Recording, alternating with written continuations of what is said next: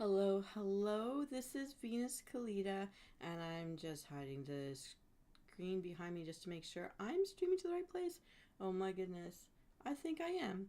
Tiny bit of a lag, but that's okay. All right, this is perfect. So, what I'm going to do today, this is supposed to be my tuck in and chill. And when I first started streaming, this usually started at 11 at night, and we'd go to 1 in the morning. And the idea was to help people who are trying to fall asleep. We would tell stories, we'd talk about different topics that would come up. I would tell people about what's new coming up in our channel, and we would tell ghost stories. Usually, I would have a story to feature.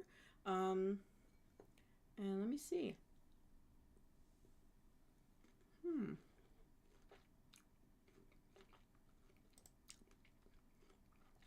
Okay.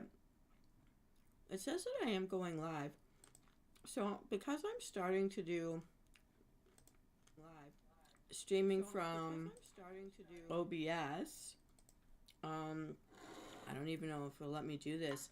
I can't change or preset things, so it keeps using old ones.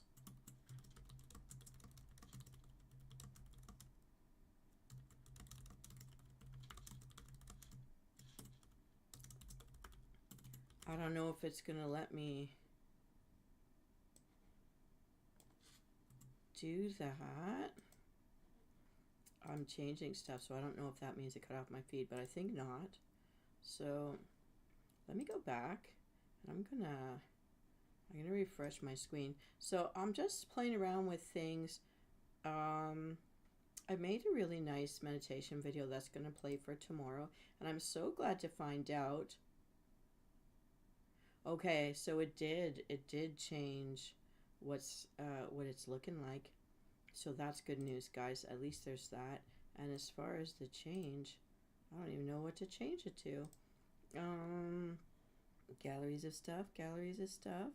Um, I'm gonna use the drawing as it stands right now. It's me as Venus Callida, but redrawn instead of being a World of Warcraft character in the style of Genshin Impact, and Jek in the style of Genshin Impact, Ground Creature Companion. Now I'm looking like this because I got Frost Magic. I'm a Frost Death Knight. Now, okay, so since I know that it's working, and I've changed the thumbnail and I've changed the title at least, and there's no details in it at all.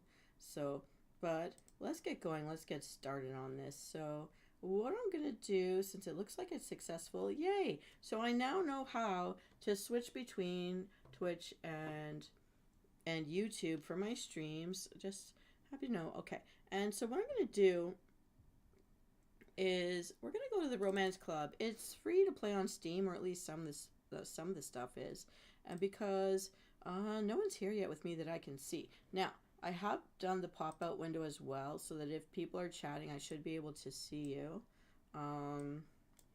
in the chat space. So that's good, and it was working on Twitch, so hopefully it's working the same way here. So right now, let's bring this out full screen mode, and I'm going to move myself down to sort of, yeah, I'll go down here. I'll go down here. Make myself a little smaller. I've also got I'm starting to work on the pants for my Venus Callida streamer cosplay. Working on those pants. I'm still waiting for the armband pieces, and I'm still waiting for the barge for the glue for the Eva foam, and there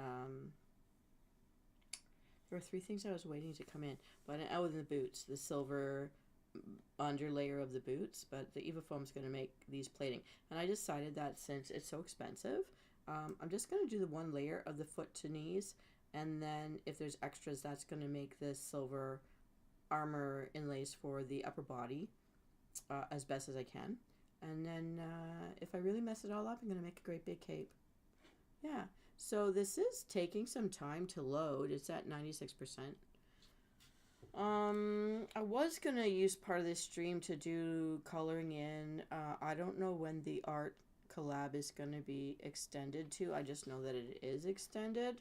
But other people are handing their stuff in already. So I'm thinking I may not finish it and just hand in what I've got. And we'll go from there. Wow, it's taking so long. I feel like... Okay, clicked it. All right, welcome back. We're going to collect our stuff. So, I was really bored with other ones. I don't know. The Sins That Cry for Vengeance. Ugh. 1920 Chicago. I can't do that accent. I did Hell and High Water, and I really liked it, but we hit the end of the game there. There's a point to which you have to pay to continue the stories. So we're not going to do that. But, I feel like reading to you is the right thing to do.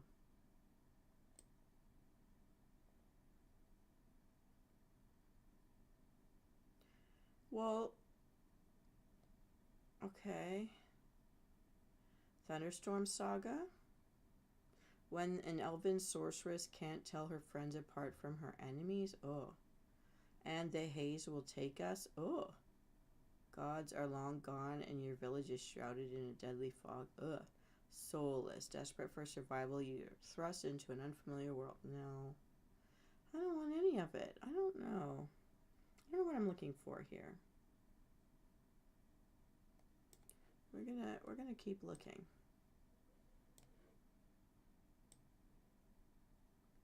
Outer space. Nile. We were in the Nile. It was taking too long to get anywhere good. Okay, I guess we're gonna go with the Elven Sorceress. I'm an elf. Let's play Thunderstorm Saga.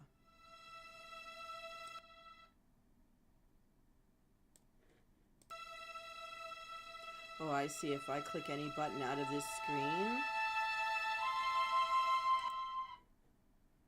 Okay, if I click any button. Oh, so all of the Steam games now have this cap on it. Okay, I'm putting this music a bit down, like 55%. It's still quite loud. I'm going to put it down to 45%. I don't want to hear from tracks whether this is too loud. On my end, this sounds okay. I don't know, guys. Just use your volume controls. I'm gonna eat some strawberries while we wait.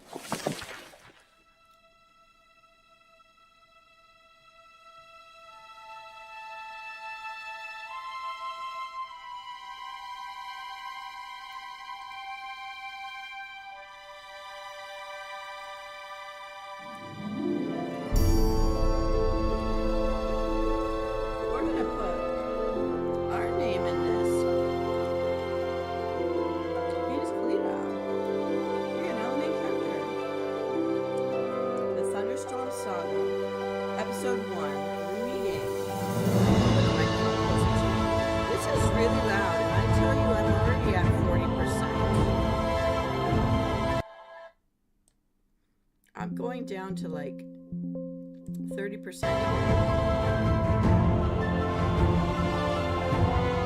From skies above, the dragon soared into the woods where shadows roared. Through hisses, cool and raw, one vanished in Dragon's Maw.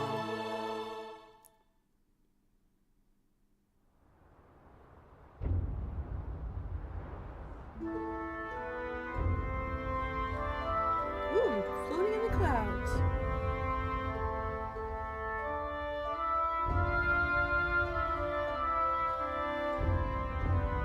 We're floating. We're seeing the view on Dragonback.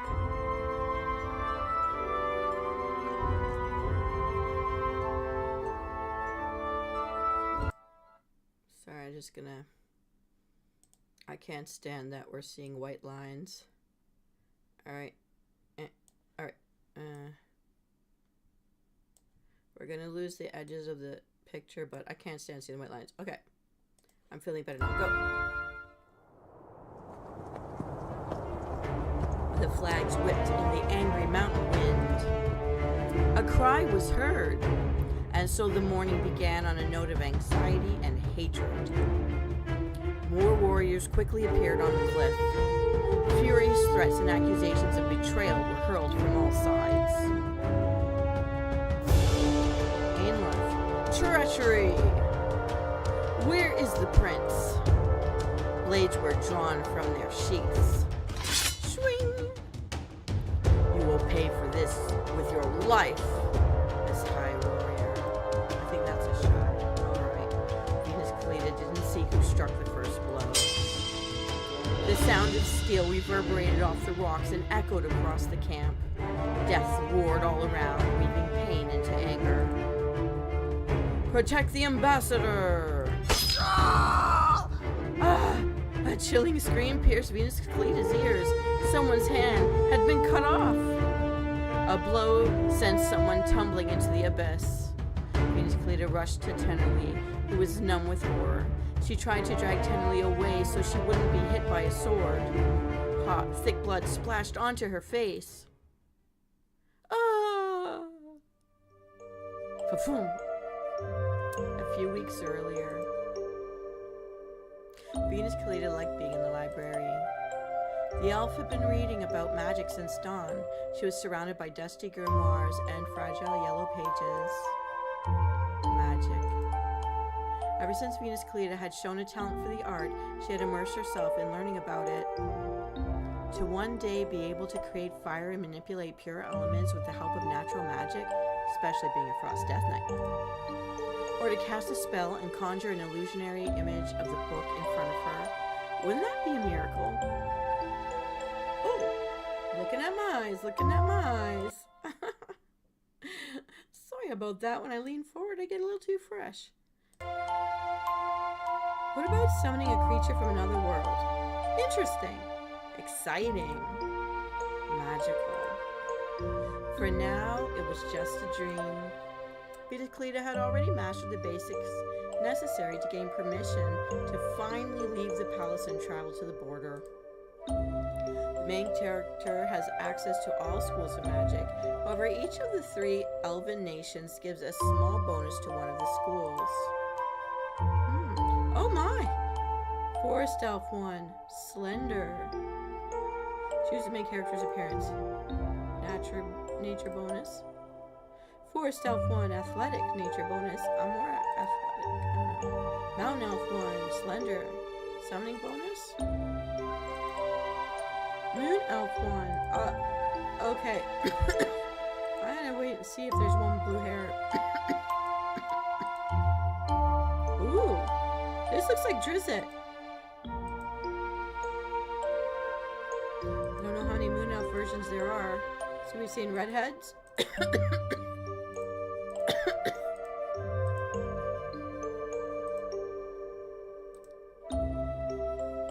Interesting.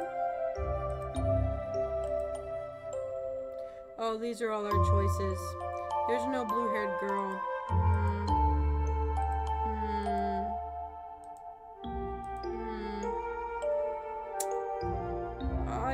I've got the almond eyes. I don't know. She's interesting.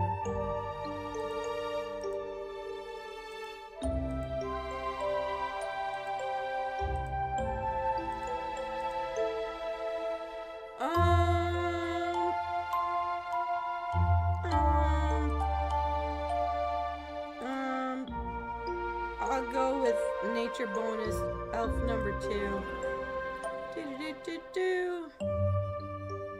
Simple black updo. Oh, we get to look at hairstyles. Light brown updo. Looks a little bit gray there. Golden. Chestnut. Simple white. I might go with simple white, closest to blue. Ginger. Black braids. Light brown. Golden. I might go with this. Let's see. How many versions are there? It's gonna be this, because I do that with... That's a Khaleesi! I'm loving the underwear stuff there. We're gonna continue now. We're looking good, we're looking good. Venus Callida put the book on the edge of the table and pulled another one toward her. It was one of the first printed publications. Oh, hello there, Winter Wolf. This is romance novel from Steam. Holy Frost, right? Yes. Yes, I'm feeling the Frost aura today. Marcus Blackwell, it's so nice to see you again. It's been a long time. I've been seeing you in TikTok some of the time. Thank you so much. I love my elemental look. Game audio is way louder than me. I don't know how to turn it down. My actual computer is down to 30%, but it doesn't seem to be helping. Hey, such a beautiful disaster. Hello. Okay, I'm gonna try to mess with the game for a second here. It's Steam Games, hang on. Because, oh, I came out of the game. I don't know how to set it. It's gotta be part of Steam, I don't know. It's from Steam. I don't know how to turn it off again. I don't know, we're gonna see. It's very frustrating because I've got my computer barely on at all. I don't know how to turn the game audio down. It would take a lot to just figure out how to turn it on. See, this doesn't do anything. It's not here. I don't know how. This is so frustrating. I just got everybody here. Everybody, meet everybody. Marcus Blackwell. You are an artist and a creator and a writer. Meet Winterwolf, who is also a game coder, artist, coding person. You guys are all creatives. We've got, wait, who else did I see here? Such a beautiful disaster. Part of Winterwolf's crew. Traxxer's probably out there but half asleep. Making coffee, I'm sure. Well, I don't know. Because that game that I turned on, didn't have anything. Hang on. I'm shutting this. I'm just going to go back in. Okay, so here's the main game screen. This is what it looks like. Quit profile, spin rewards, advertisements. That's all it's got. So, like, this is all it shows me.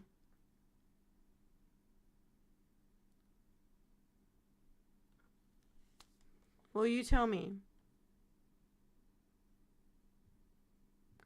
What gear? Top, middle?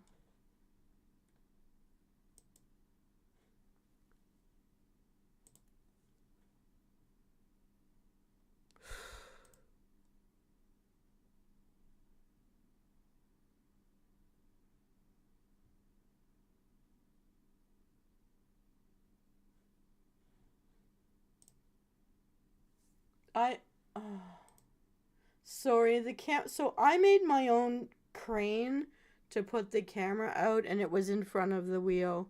Okay.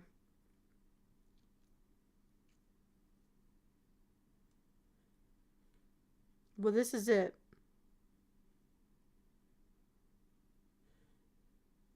You guys are seeing what I see.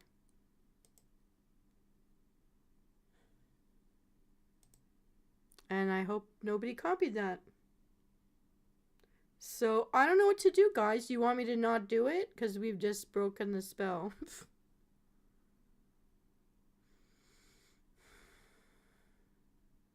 Do you guys want to talk about something? Where is the speaker icon? It says new.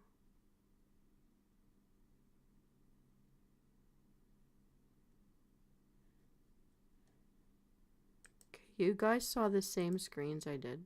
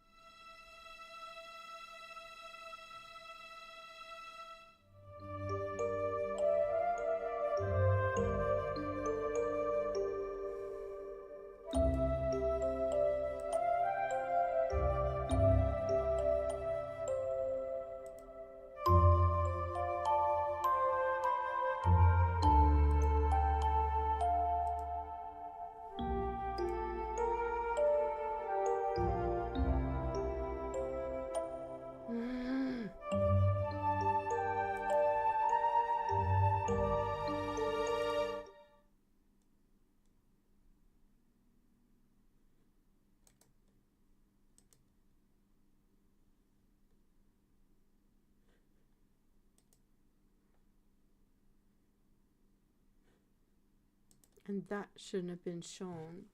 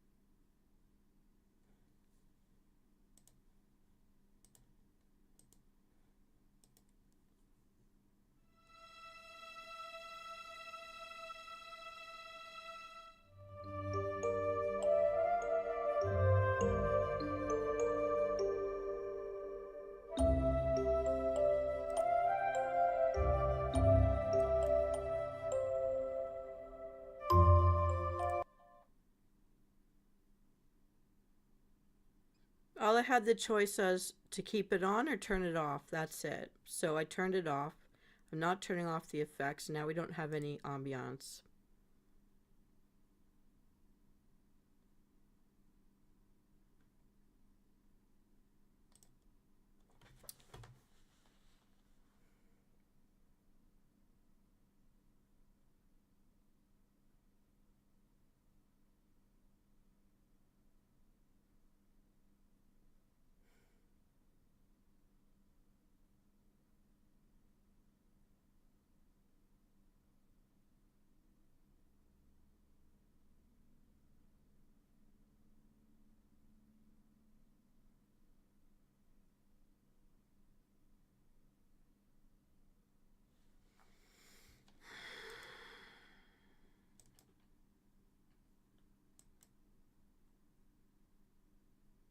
Sound is on or off. That's it.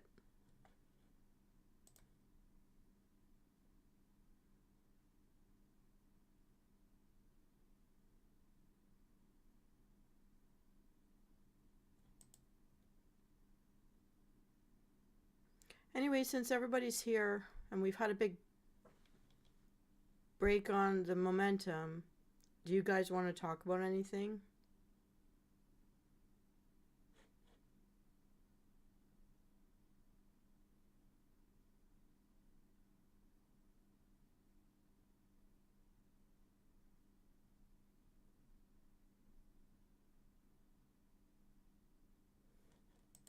I don't see a volume mixer anywhere.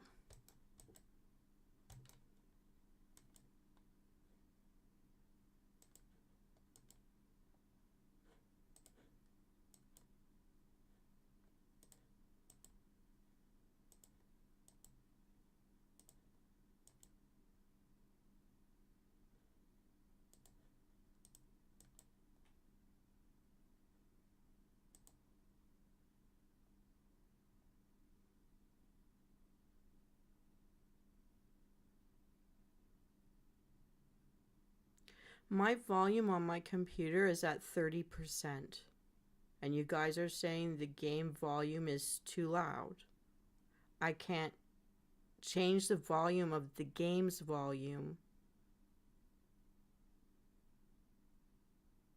I can only turn it off, so I've turned it off.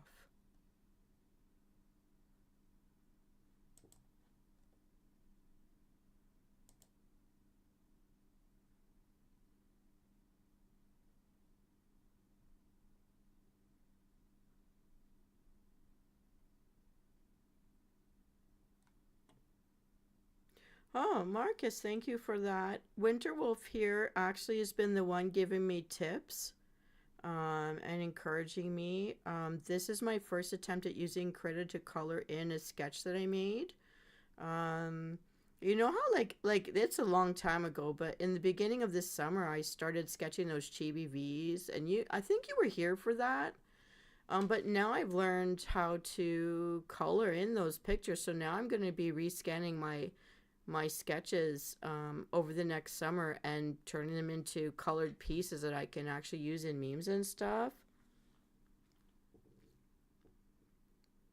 I've been right clicking. Winter, I've been right clicking, not left clicking. I've been right clicking.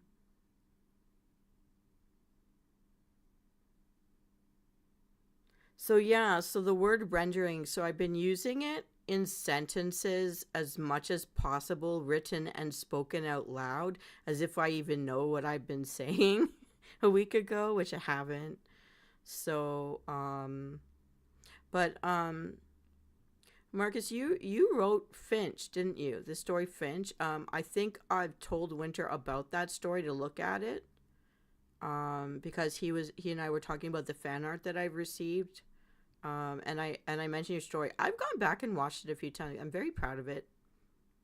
So, oh, you didn't see the chibis? Thank you so much. Well, I mostly doodle fat scribbly objects, but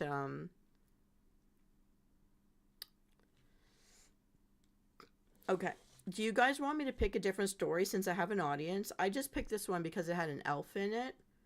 But there are a lot of stories. Most, like, they're mainly like love stories or whatever, but I picked this one because this elf doesn't know who's her friend, and she's in a magical world and she's studying magic.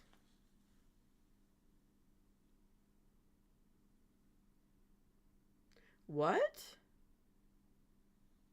You tell marbles how depressed you are in a Finch app? You like this one? Okay. So I don't have any background sound effects, guys, for you. I didn't turn off sound effects, but I'm clearly not hearing any. So we're going to do a take two. Okay. So basically, in this one, this is my elf. This is she. Well, we know what I look like, but anyway, so she's me in the game. And it's going to be slightly like a choose your own adventure sort of story. If you guys, you know what? I'll wait and let you guys pick which choices we do.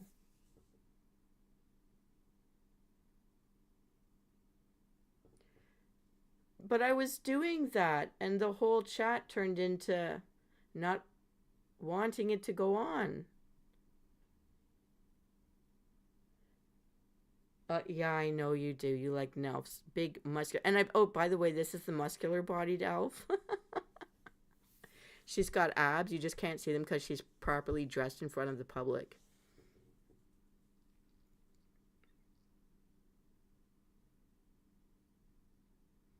So I don't know, but like Traxer was telling me too that the sound from my music being played was too loud. Like I even moved the microphone away from the computer towards me. But okay, we're gonna take two, everybody. We're gonna take two because we have an audience. And but Tucking and Chill is about chatting too. And now that there's a group of you, and you guys are all artists in different ways. But Marcus, I know, like I still try to sometimes. I watch you sometimes on TikTok. I don't usually say anything, but I did say something once just to say hello. But I do see you out there. And Winter Wolf, we talk on Discord. Yeah, she does have ripped abs. Yes, I know. If I find out that Ophelia is like a 5'2" wave, I'm gonna ask you some questions.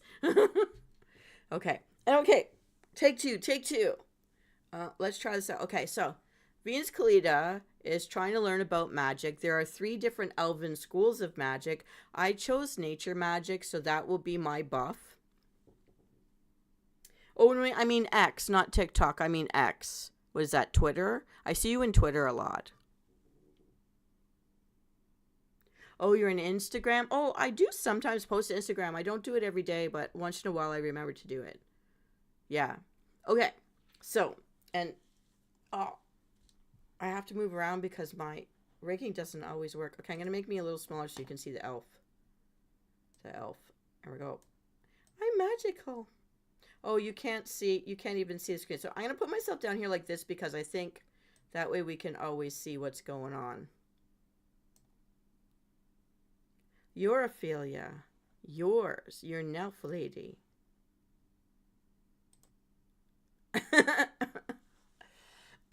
Then I hope you're 5'6", man. So you seem to like women that tower over you. I don't know. That's all right. I wear moon boots. They give me an extra 6 inches. All right. Okay. I'm gonna focus now. I'm gonna focus. But I mean, if you guys were to work together, I don't know if you could get into business together. Marcus writes stories. I wonder you could illustrate the stories. I could voice the stories. Not me. It's not me. Okay. So Venus Callida has to learn something about, and I don't even know what the last few comments were in the story. So every time I clicked a button or the screen, it changed it. So she's making a decision. So here are the decisions. They'll make it easier. The symbols are useful, but the notes are useless. The notes are useful, but the symbols are useless, or they just ruin everything. How do we want to study, guys? What's the attitude we've got here for this story today? Because I don't know, this first step. Dang it, we missed the last bit of dialogue.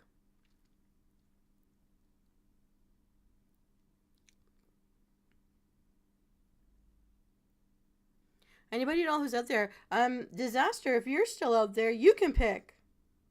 How many? We've got a few people here today. Hopefully I haven't lost you all. I can't tell.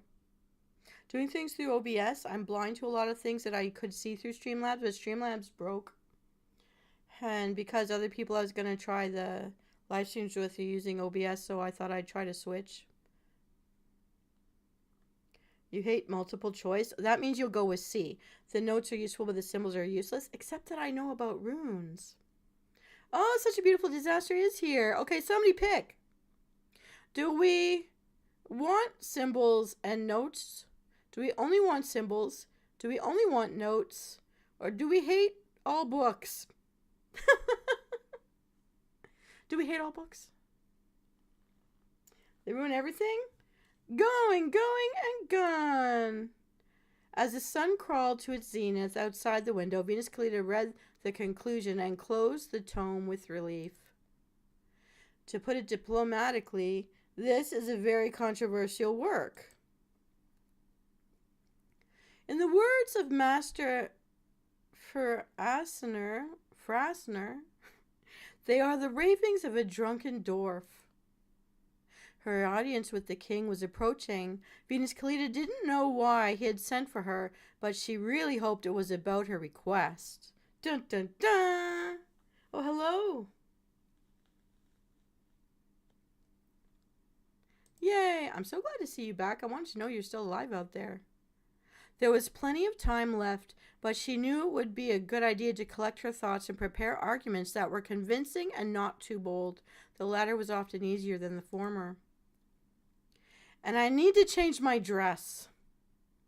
The outside of her sleeve was covered in dust. It had probably gotten dirty while she was rearranging the books. Maybe I can just brush it off. She waved her arm, trying to knock the dust off the fabric. No, they're going to smell that, girl. Dwarves and their ale. Venus Callida's elbow bumped into a pot of writing quills perched on the corner of the table. Ah! She leaned forward sharply in an effort to catch it. With her thigh collided painfully with the chair's armrest. One more move and... Dun dun dun. No offense? Oh, I don't have any dwarves. Bruh.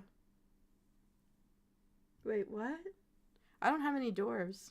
I have so many elves. Oops. The chair fell on its side with a crash. Feathers scattered across the floor. Wonderful. She grumbled under her breath as she put the quills back in their place. Then she rubbed her bruised thigh and headed for the door.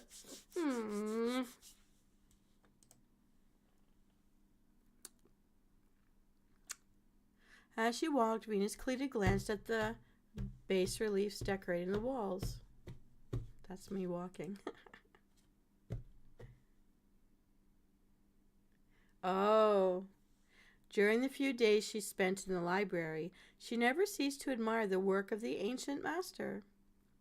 It seemed as if the elven figures were about to come to life and leave the art they had occupied for more than 1,000 years. Venus especially liked one particular bas relief.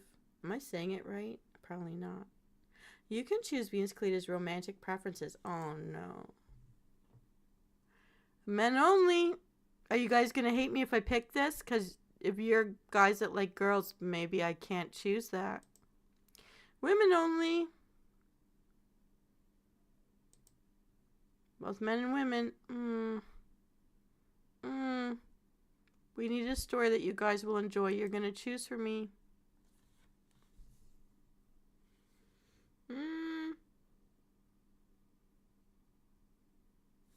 Okay, I'm going to have to go with both because I know some of you like women, some of you like men. We don't know what this story is going to give us. To Pop-Tarts, my father threatened to marry his dog so that nobody could inherit if they were going to, change all sorts of laws. My mother said she's going to marry herself. I don't think I'll ever love Pop-Tarts that much, but I do miss not being able to eat them. Because they're on the list of top 2 most evil things to eat for your body.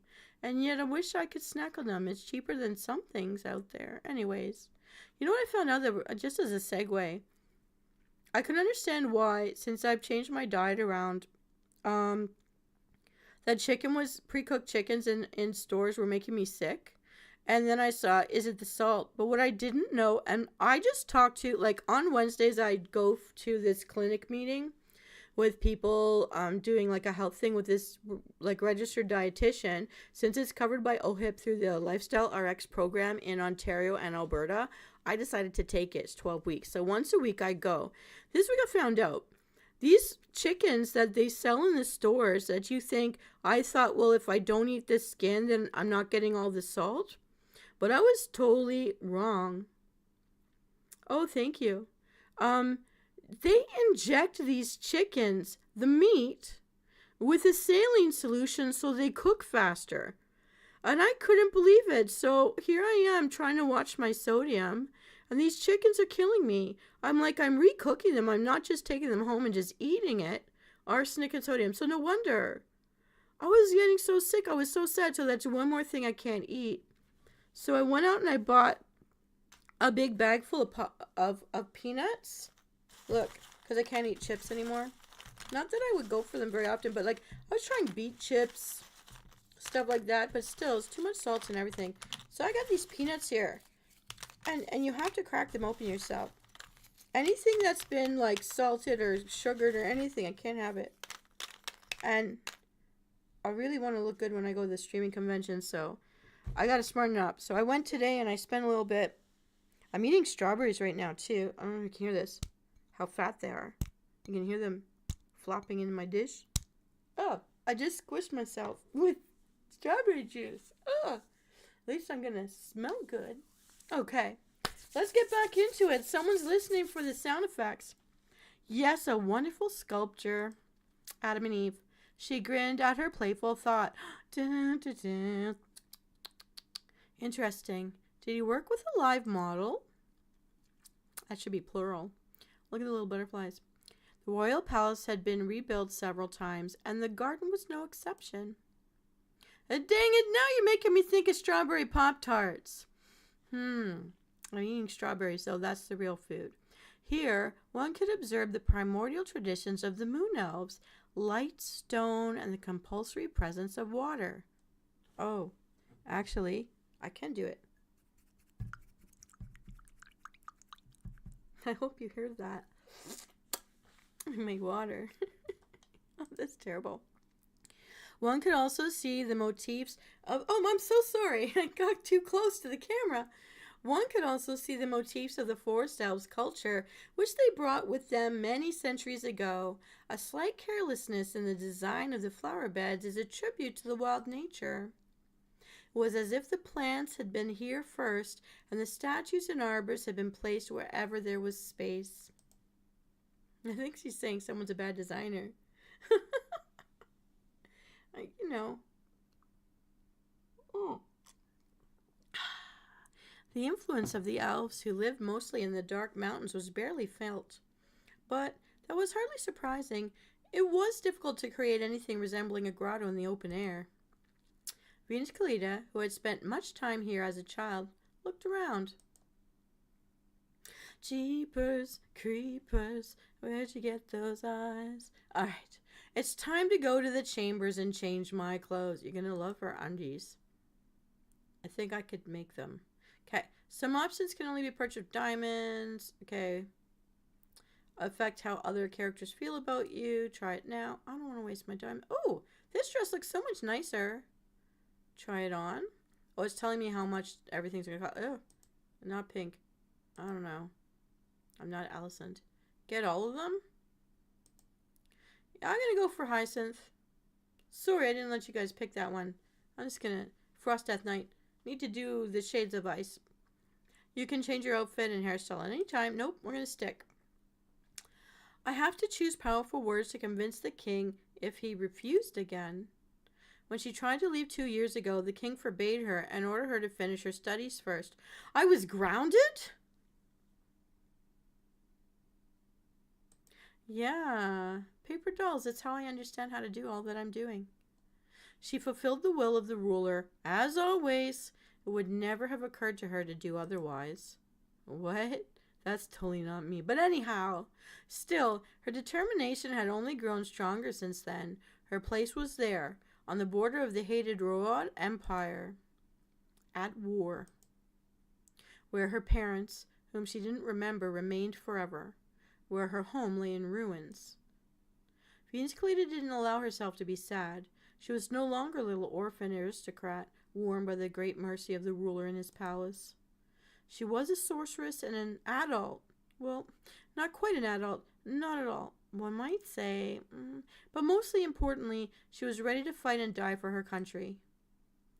What would the king say today? Would he let her go?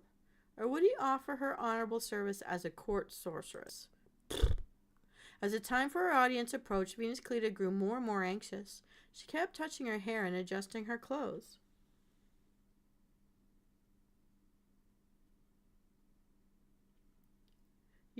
Okay. Okay.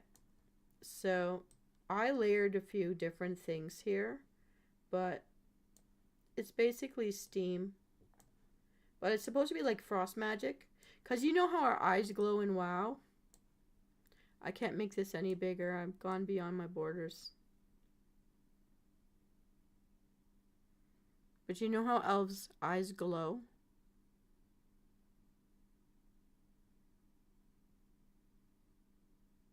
And then my hands. There's two things in there.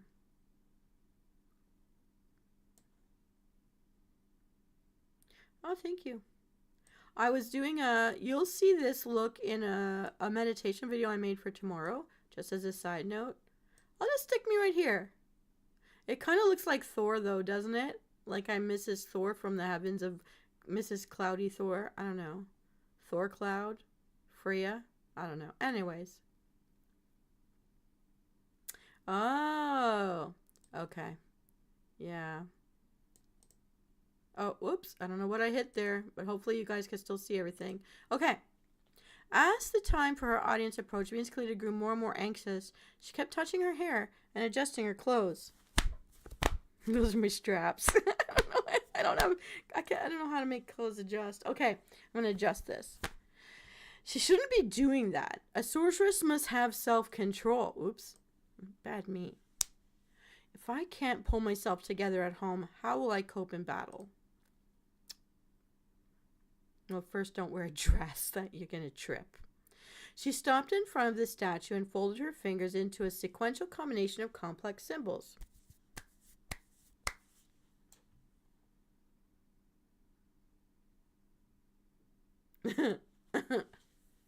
It's like suspender straps, but not really. I'm not going to tell you. Anyways, do we create a stone ring, call an ethereal assistant, or use magic arrows to help ourselves? Anybody who's out there, disaster, if you're out there, don't be shy. Somebody choose. First one who chooses is what we do.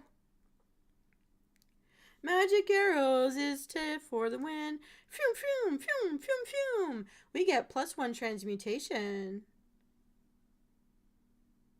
There arrow sounds. Okay. Phew, phew, phew, phew, phew. Pulling on the bowstring. Short streaks of light emerged from her palms. Pew, pew. They were like thin rays of sunlight, caught to the length of hunting arrows. An experienced eye might even be able to discern the vague outlines of points and feathers. I have a feather here, but it's not going to make any sounds. There's no point. The arrows pierced the belly of the sculpture, scattering golden sparks with angry hiss. The spell was incapable of damaging stone, but a real enemy would have been injured if he couldn't dodge it. Electric sunlight, watch! Venus Callida sighed silently. How could you sigh silently? Let's try it. She aimed for the chest. She needed to work on her accuracy. Do we create a stone ring now or call an ethereal assistant? This is the sound budget that we have. It's called free of charge. Dun, dun, dun. Waiting for the first answer, stone ring or ethereal assistant.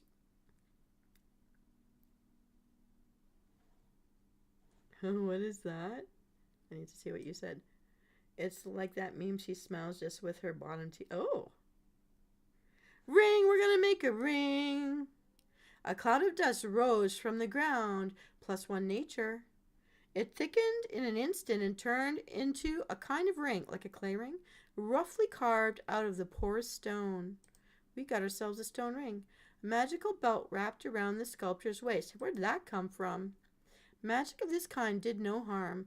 Its purpose was purely to immobilize an enemy. Oh, like a binding spell. Way to go, ring. Do, do, do, do. Venus Callida held the shackle for several moments. Oh, this stone ring knows how to shackle.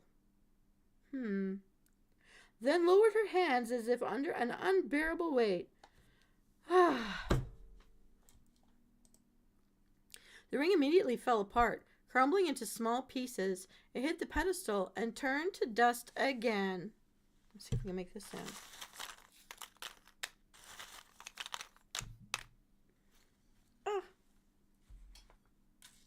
I'm no rogue. Her teachers had drilled the ability to focus on magic into her.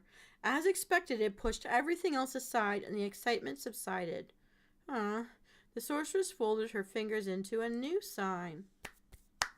We're going to call an ethereal assistant. Something sparkled, +1 summoning, and pale light. Oh, wait. We gotta bring in our pale light.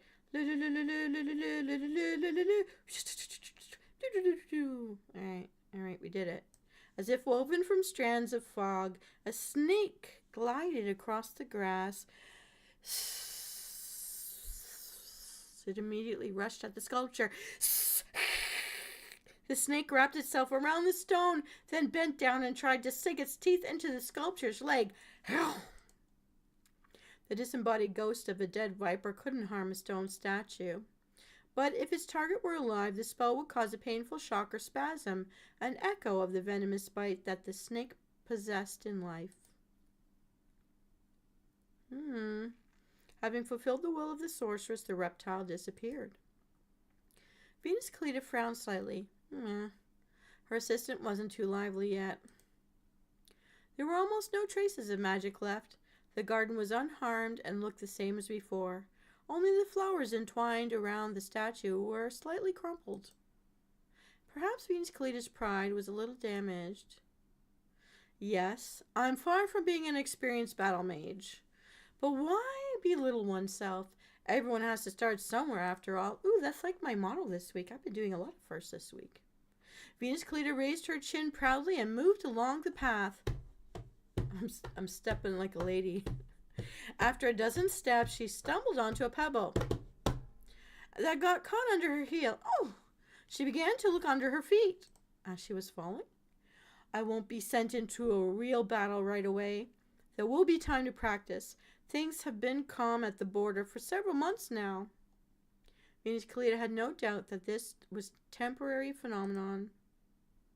In 6 months, or a year, or even 5, there would be a new battle. Small skirmishes never stopped, and no one considered them serious battles anymore. The war had gone on for centuries. Venus Callida watched as a pollen-covered bumblebee flew in a busy buzz to another flower. Bzz, bzz, bzz, bzz, bzz, bzz. Exactly at the appointed hour, the ruler of the Shy Kingdom appeared on the garden path.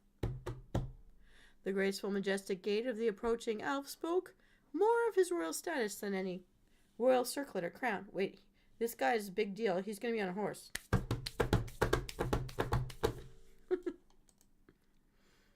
Erdal Lono Erluthor's name could be loosely translated from High Elvish as brave fire, child of the wise ancestors.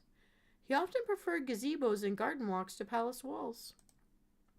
Official meetings were held in the audience hall, and the cabinet was for working with documents. More casual conversations took place in the garden. Or, at the other end of the spectrum, it was where decisions affecting the fate of the country were made. Regardless, royal protocol was observed everywhere. When she saw the approaching king, Venus Callida curtsied elegantly and bowed her head. I don't know how to make that sound. That's me bowing and popping back up. Your Majesty. He responded with a light movement of his hand, inviting her to follow him. Venus Callida was not surprised. The king was usually reserved and in no hurry to speak. Those who had lived more than 2 centuries were rarely in a hurry. Venus Callida. Eridol walked under the roof of the gazebo and motioned for her to sit across from him. Ooh. We haven't seen each other since your arrival. Are you well? Venus Callida sat down on the bench and folded her hands in her lap. Yes. Few people could hide anything from the king. But I look forward to your decision about my further service, Your Majesty. The war has not become safer in the 2 years since we last spoke of it. Some choices changed Venus Callida's character. Some increased the Raven stat, making the heroine more cautious and careful in her judgments. Others increased the Falcon stat, making the heroine stubborn and at times uncompromising. Do we want to say, but I have learned a lot in that time, or do we want to say 2 years and 3 months? I don't think I would correct a king, guys, but I'm going to let you vote on this one. You going to get me in trouble here or what? I'm going to crack a peanut while we wait. First one to call it out gets their wish granted. Stubborn. Oh no, we got 2 votes here. Marcus, are you still there? Taurus here, bullheaded. Uh-oh. I don't know if Marcus is still there. Do we have a tiebreaker? How come I'm not very stable? I think my magic is... I'm going to make me a little smaller. Hang on. I gotta make me where's my... I don't know where my corners are. Marcus might be gone.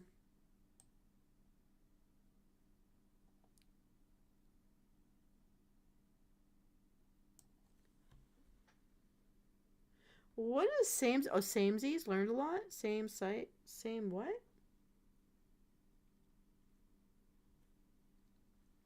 Okay, I need a tiebreaker, guys. I don't have a coin to toss. Okay. Oh, you're both Torrents? Okay, I'm gonna toss a coin here. Okay, I don't have a coin, but I have this My Little Pony marker set. So if the My Little Pony side lands up, Winter's being cooperative. Noted. Noted. Okay, we've learned a lot. We're gonna argue. We're being stubborn. And magic is strong. It will develop. And that's what all the teachers say. Our Eridol nods briefly. I know. They've reported as much to me.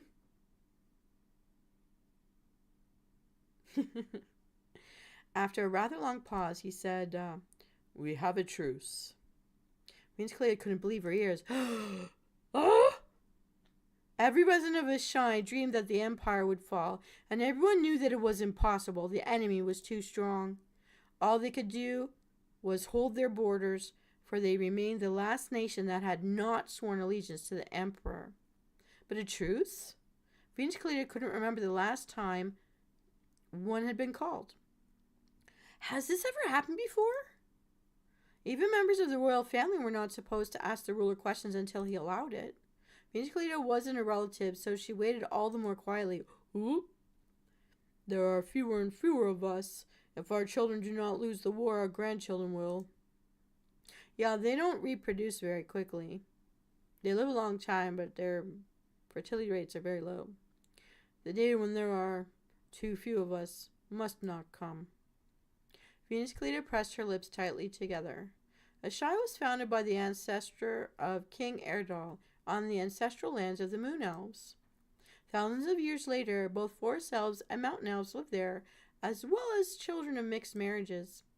But there were only elves. Separated from their enemy by a mountain range. The empire had more of everything, including land and peoples. It had humans and dwarves in addition to elves. Together, its peoples achieved great success in magic and metalworking. As such, it was incomparably richer. The empire also had dragons. Ooh. They were huge and formidable. They were huge and formidable creatures, invincible weapons that demanded submission. Ashai held the mountain passes for several centuries of war, but slowly they had begun to yield. The Emperor's envoys arrived on the new moon and brought me his proposal, a truce, then peace. The end of the war. Overpowered cheaters. I accepted the offer. Behind the ruler's confident words lay the weight of such a fateful decision. The negotiations remain secret, but tomorrow the truce will be announced in the capital, then in all corners of Ashai. Venus Callida was racked with confusion. She spoke carefully. This is a great joy for everyone. I know why you studied so hard. At the same time, I'm glad that you were too late for this war. I see you have something you want to ask me. I'm listening. Your Majesty. All right, guys. You're going to vote on it here. What are the conditions for peace? Why does the Empire suddenly want peace? Why is this news a secret? What do you wish to know? Ask me, and I'll ask him. I think I need to shrink me. I gotten too big for my screen. There we go. Hidden option? Why don't I have a dragon? Yeah, I know, man. First thing I thought, where's my blue drake?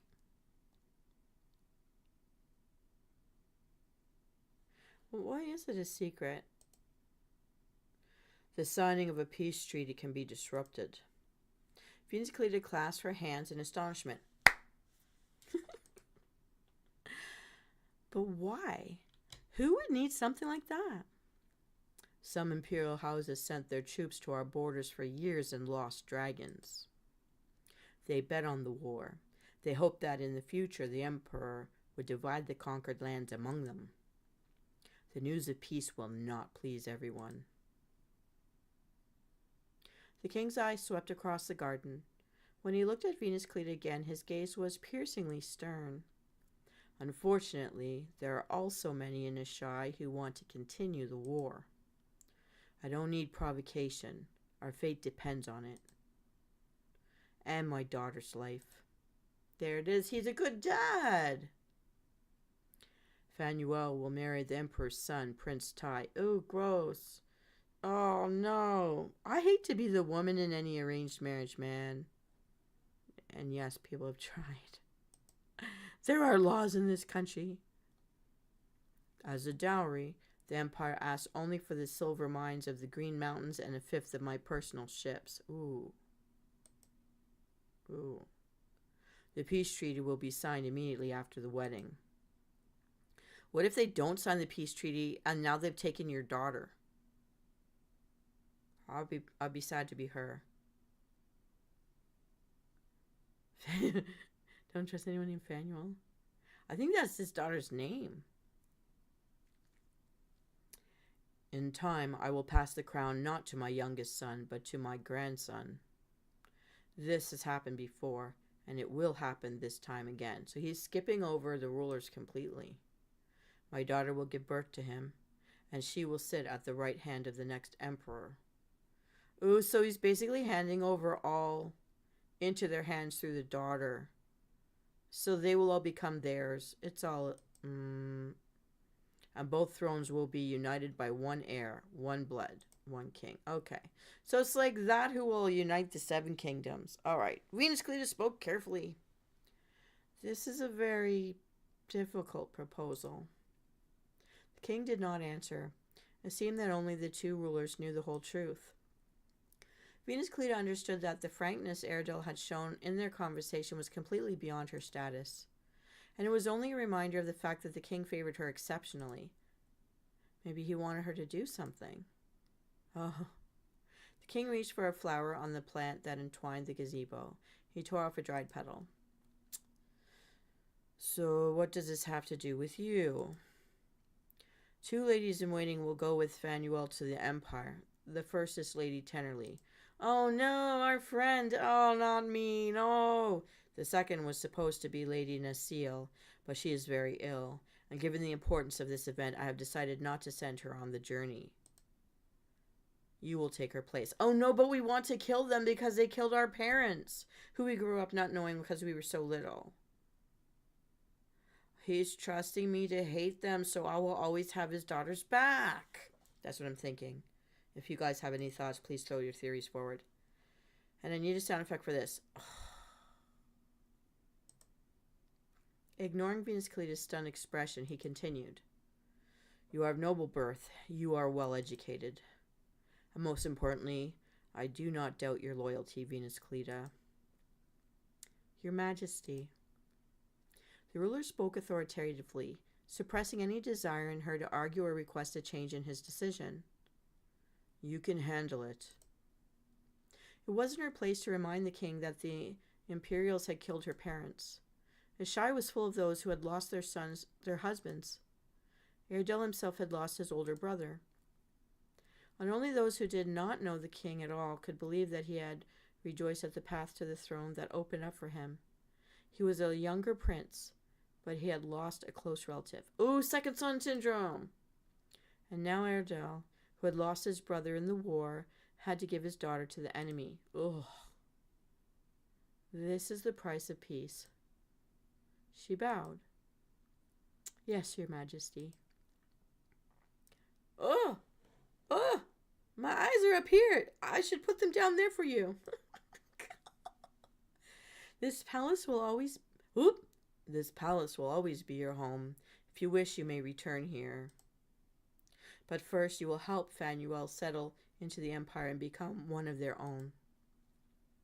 Aristocratic houses own everything, but an aristocrat does not belong to their own self. Sooner or later, they must pay for the rich clothes, the honors, the expensive meals, to their house, their country, and their king. They must also pay for the mercy of the ruler. Venus Callida had every reason to be happy. There was a long-awaited peace. She had received a very important assignment from the king. This was exceptionally good news, but she didn't feel happy. I'm just afraid of change. This is actually a great opportunity to serve Ashai. She smiled softly. It is a great honor, Your Majesty. Indeed it was. Despite all the blood spilled over hundreds of years, dozens of aristocrats would have liked to be in Venus Callida's place. Wonderful. I'm sending an embassy with you to the Empire. It will be led by Lord Ainloth I Kintargo. Oh my goodness, these names. Lady Valora I Amenlia has been appointed by his advisor. Several aides will also go with them. Ainloth had served the king for half his life, sometimes acting as his direct representative. He was held in high esteem by all. Valora represented one of the most influential houses of Ashai. She was the queen's younger sister and the princess's aunt. She was an infrequent guest at the palace, spending most of her time in her native lands. She was also known to be an excellent archer. Marksman. Venus Callida knew both Lady Amenlia and Lord Quintargo only in passing. She knew Lady Tennerly a little better. They even played hide-and-seek together as children. She'll make a wonderful lady-in-waiting. Hey, thanks for coming by, Winter, and thanks for having some fun here with us today. Have a great night. That's what this stream is for, to help people get ready to go to sleep and relax. Good night, Winter Wolf. I hope to show you an updated version of my art by tomorrow evening. The king looked at Venus Callida appraisingly. She did not shrink from his scrutiny. I like what you have become. Thank you. He's done so much for me. I won't let him down. I won't let Ashai down.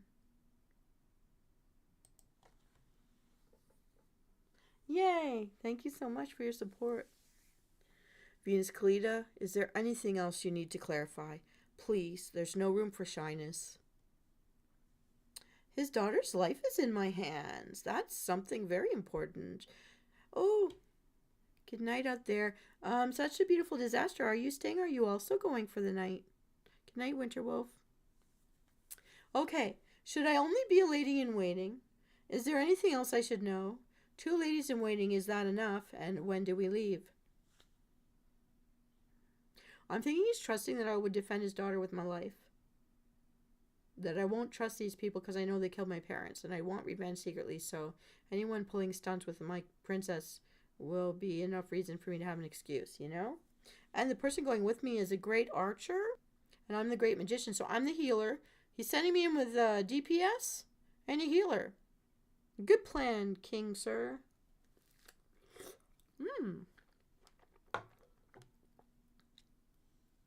I'm going to ask for, is there anything else I should know? Any details about the groom or the empire? Venus Callida, their etiquette, history, and main houses are known to you. If you want to know the latest news, speak to Fanuel or her aunt.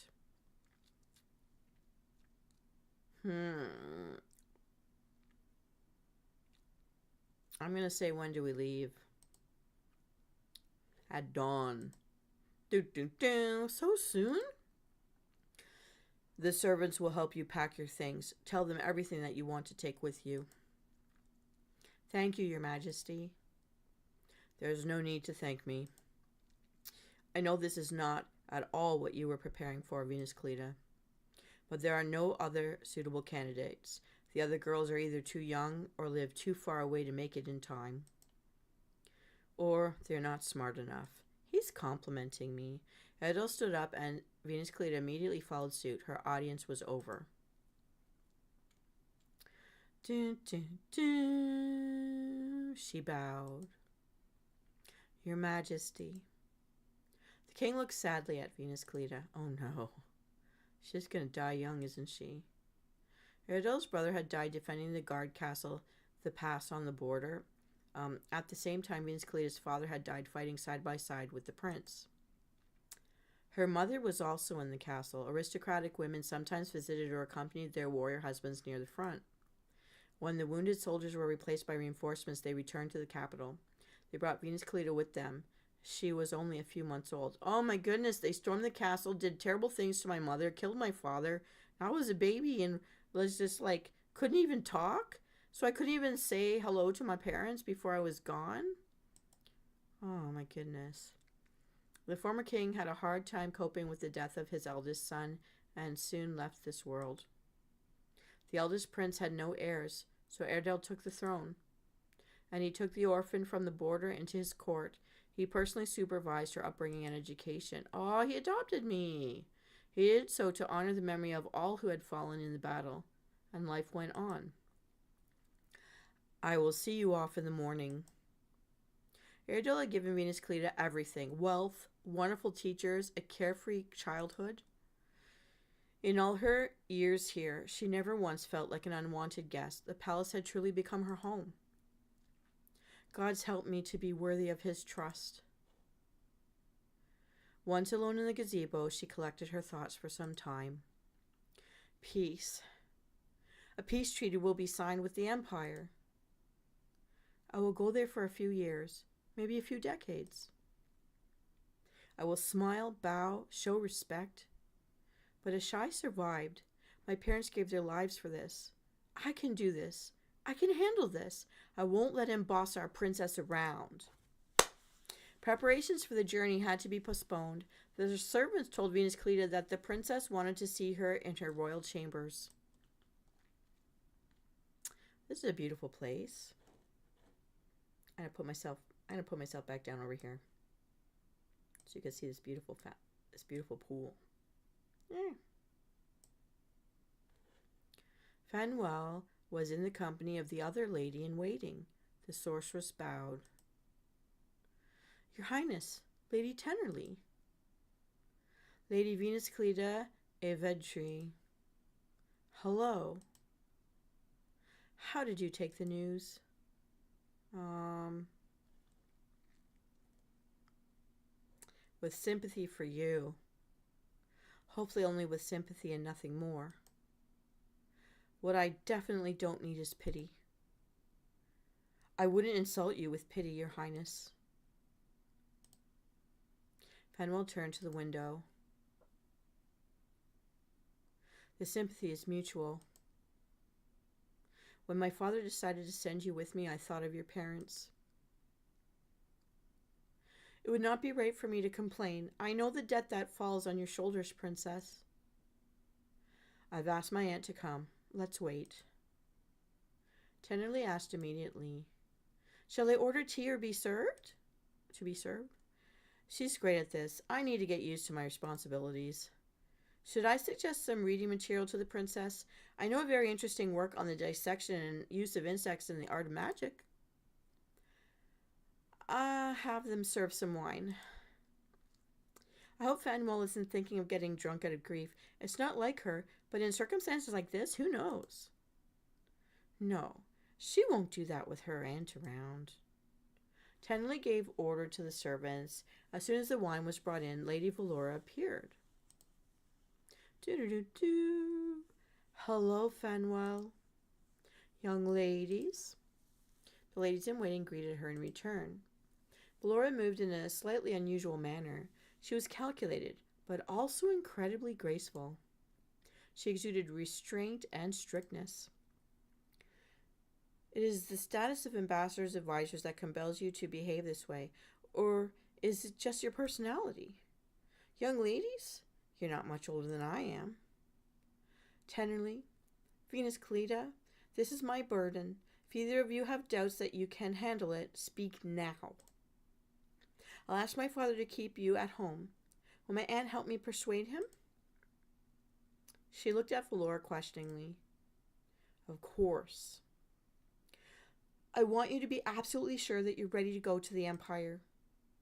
You can count on me for everything, Your Highness. I will only repeat what I told the king, Your Highness. It is a great honor to be your lady-in-waiting. In that case, thank you in advance for the support I will undoubtedly feel from you until my wedding and beyond it. I suppose you must prepare for the journey? Don't forget warm clothes. You'll need them. The ladies in waiting bowed and walked to the door. Valora stayed with her niece. As they left the wing of the princess's chambers, Tenderly smiled politely at Venus Callida. It is so unexpected that you will be accompanying us.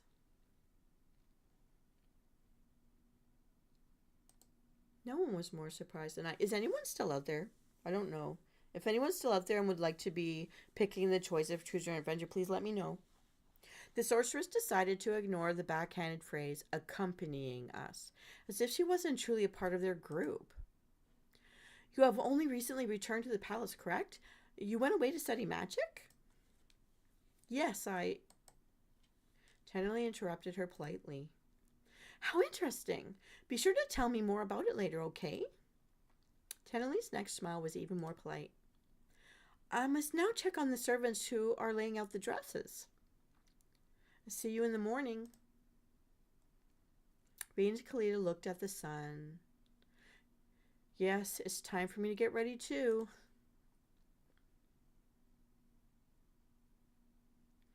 The library was usually a quiet place. In the evening, the magical hall of the palace library was dead silent. As Venus Callida expected, not even the caretaker was there. She had two things to do, and as long as witnesses didn't interfere with her first task, choosing a book. Then her second task, replenishing magic, would benefit from the most comfort of solitude. Let's start with the book. Do-do-do-do-do-do-do. Venus Callida had no doubt that the king would allow her to take an entire chest full of tomes, but she decided against emptying the shelves before leaving. After all, the developed empire should have its own library, one would hope. I'll definitely take something valuable from there. For now, I'll take this and read it during the journey. From the shelf, she pulled out the work of a famous wizard. It was written in High Elvish. Summoning basics. Great transmutations. The essence of nature. I'll do summoning basics because I'm learning. Now for the most important thing.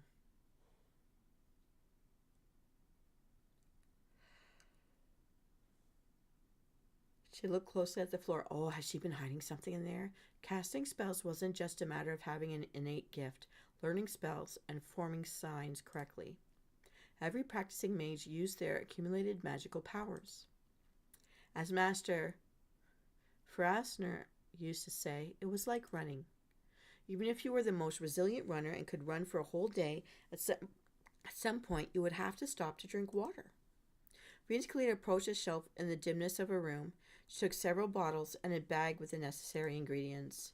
Among mages, these were commonly referred to as components: ground light fish, bones, fresh chicken blood. She opened the stopper and took a sniff. Whew, not very fresh, but it'll do. She also needed dried hemlock and several other strange-looking substances. All these things were sold in magic shops or obtained independently. Some cost less than a basket of apples and could be found in a typical kitchen. Others were only paid for in gold and precious stones. Venus Callida shook her hands. Perfect lines were required.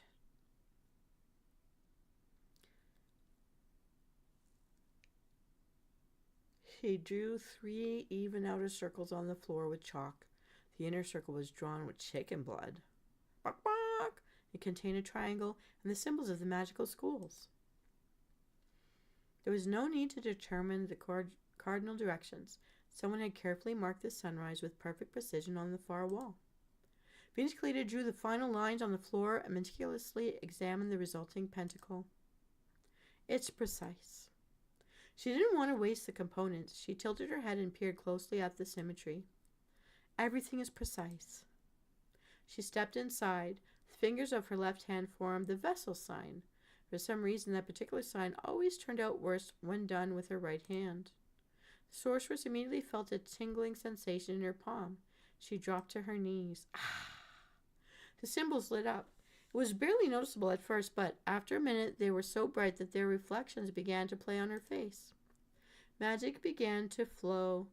Now it was important not to lose concentration. As usual, Venus Callida had lost track of time. Experience told her that the ritual would take about an hour. Ooh, did I pass out in there? What's happening? Uh-oh. Time is passing. She straightened her dress and stepped out of the fading rings. She winced at the circulation returning to her numb legs.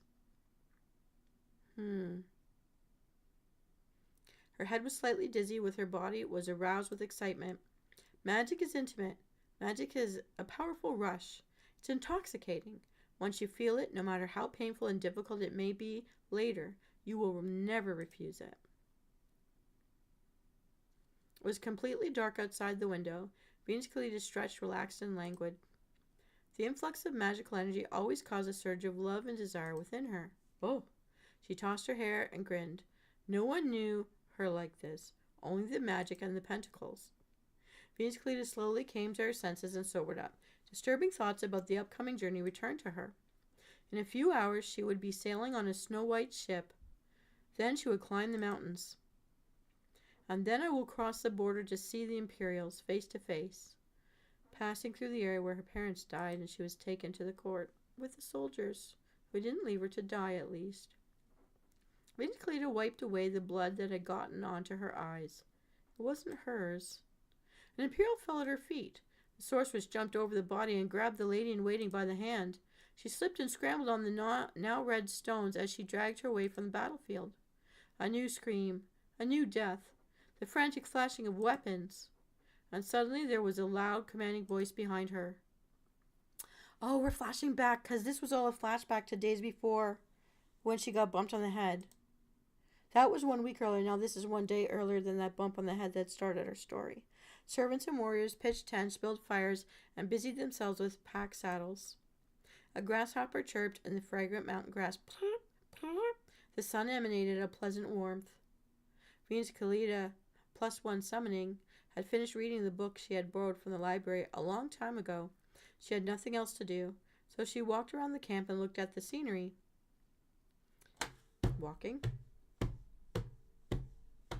There was no sign of the enemy. Former enemy, I have to get used to that.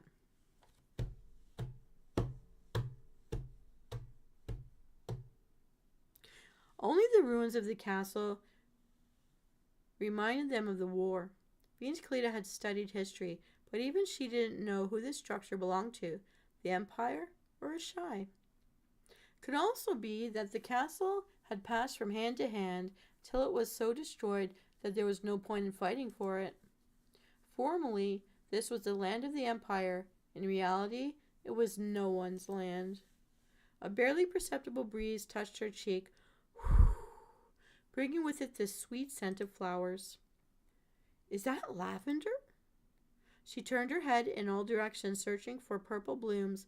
An angry voice came from off to the side.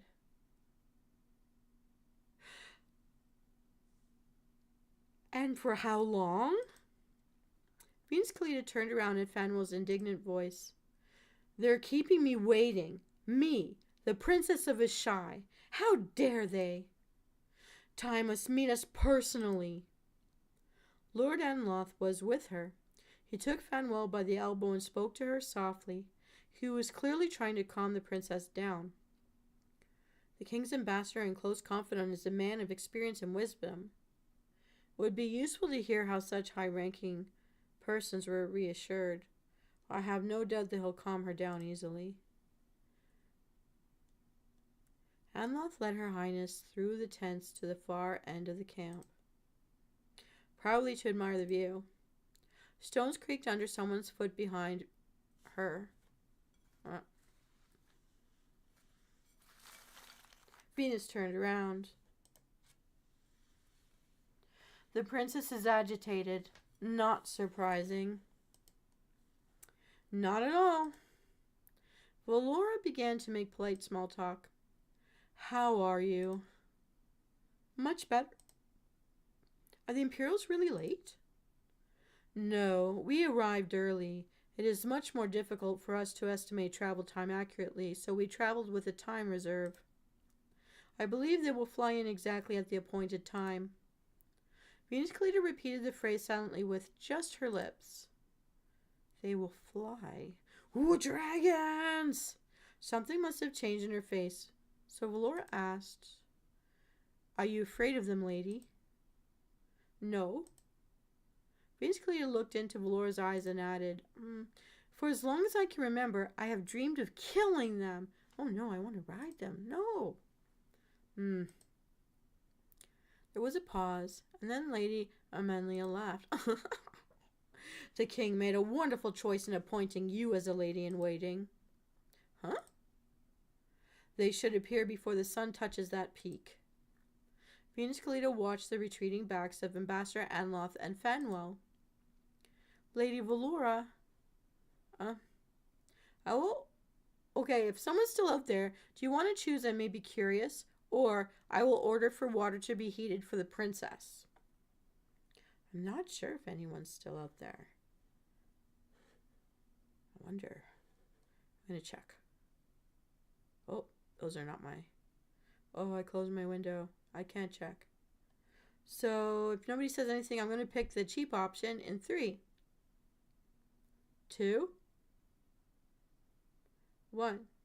I will order for water to be heated for the princess. If I may. Of course. Venus Callida found the princess's personal maid and gave her the order. As she did so, one of the warriors shouted loudly, Imperials! Despite her determination, it felt frightening. Huge creatures that were born to bring death were getting closer and closer. Till now, Venus Callida had only seen them in engravings and paintings, but no matter how skilled the artists were, they couldn't convey all the sensations. Power, force, and a predatory, unmistakable majesty that defied all reason. First, Venus Callida looked at their long, membranous wings. They caught the wind, subjugated it to their will. Then the outlines of their heads appeared. Next were elongated saddles, the base of their necks. Each of the monsters carried several riders. As they chose a place to land, the dragons circled the air in the camp above. They circled the air above the camp. In the setting sun, their huge black shadows glided across the tents. The warriors froze in suspense. Venus Callida's throat went dry.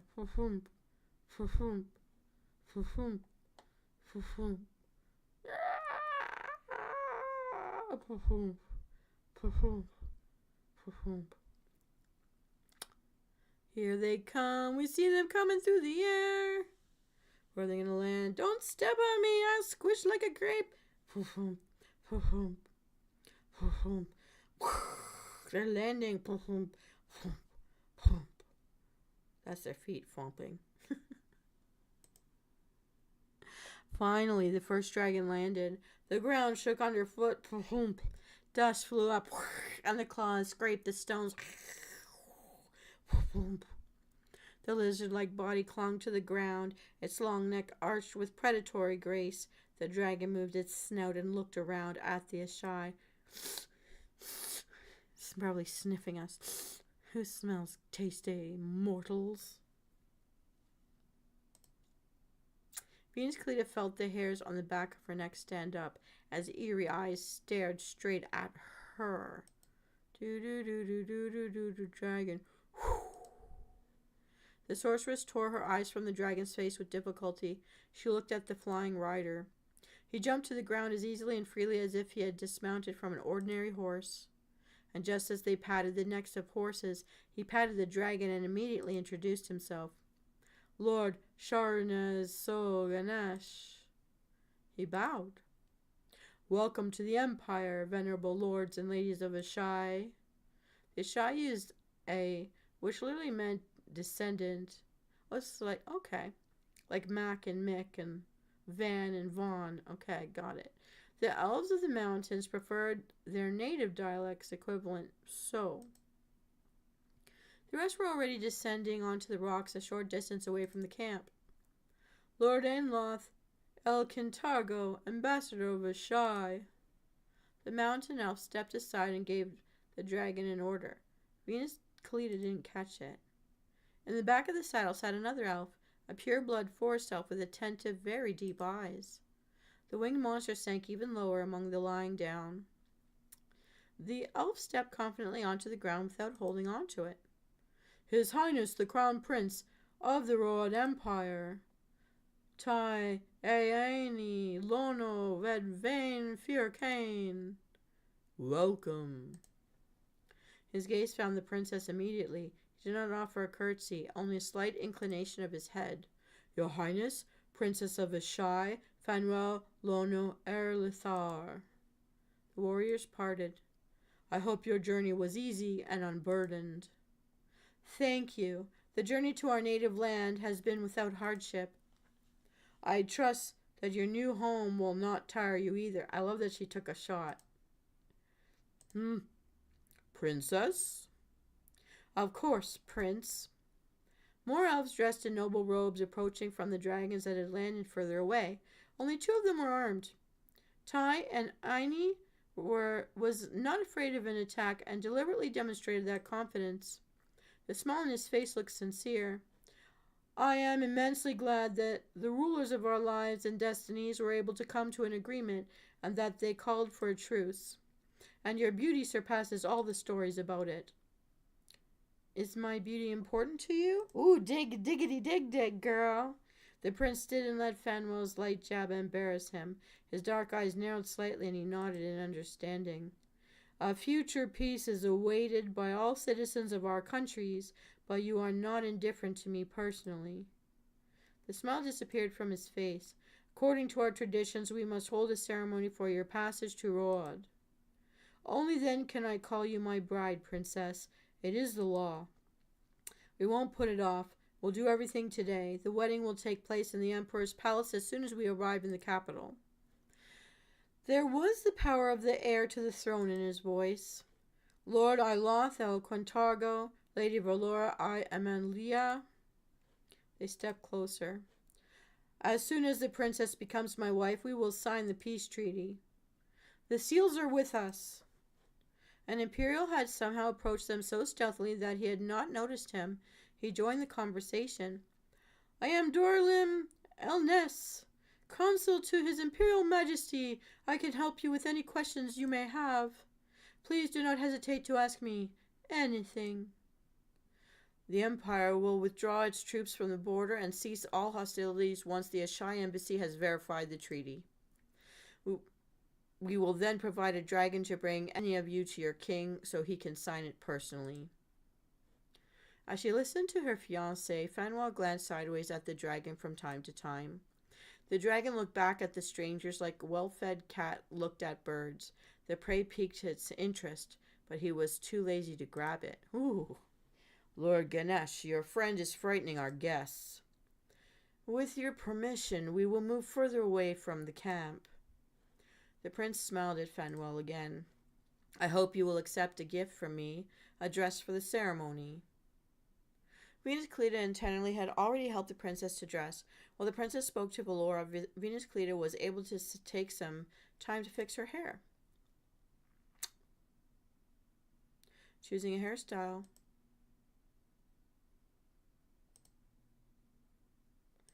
We want something that's free.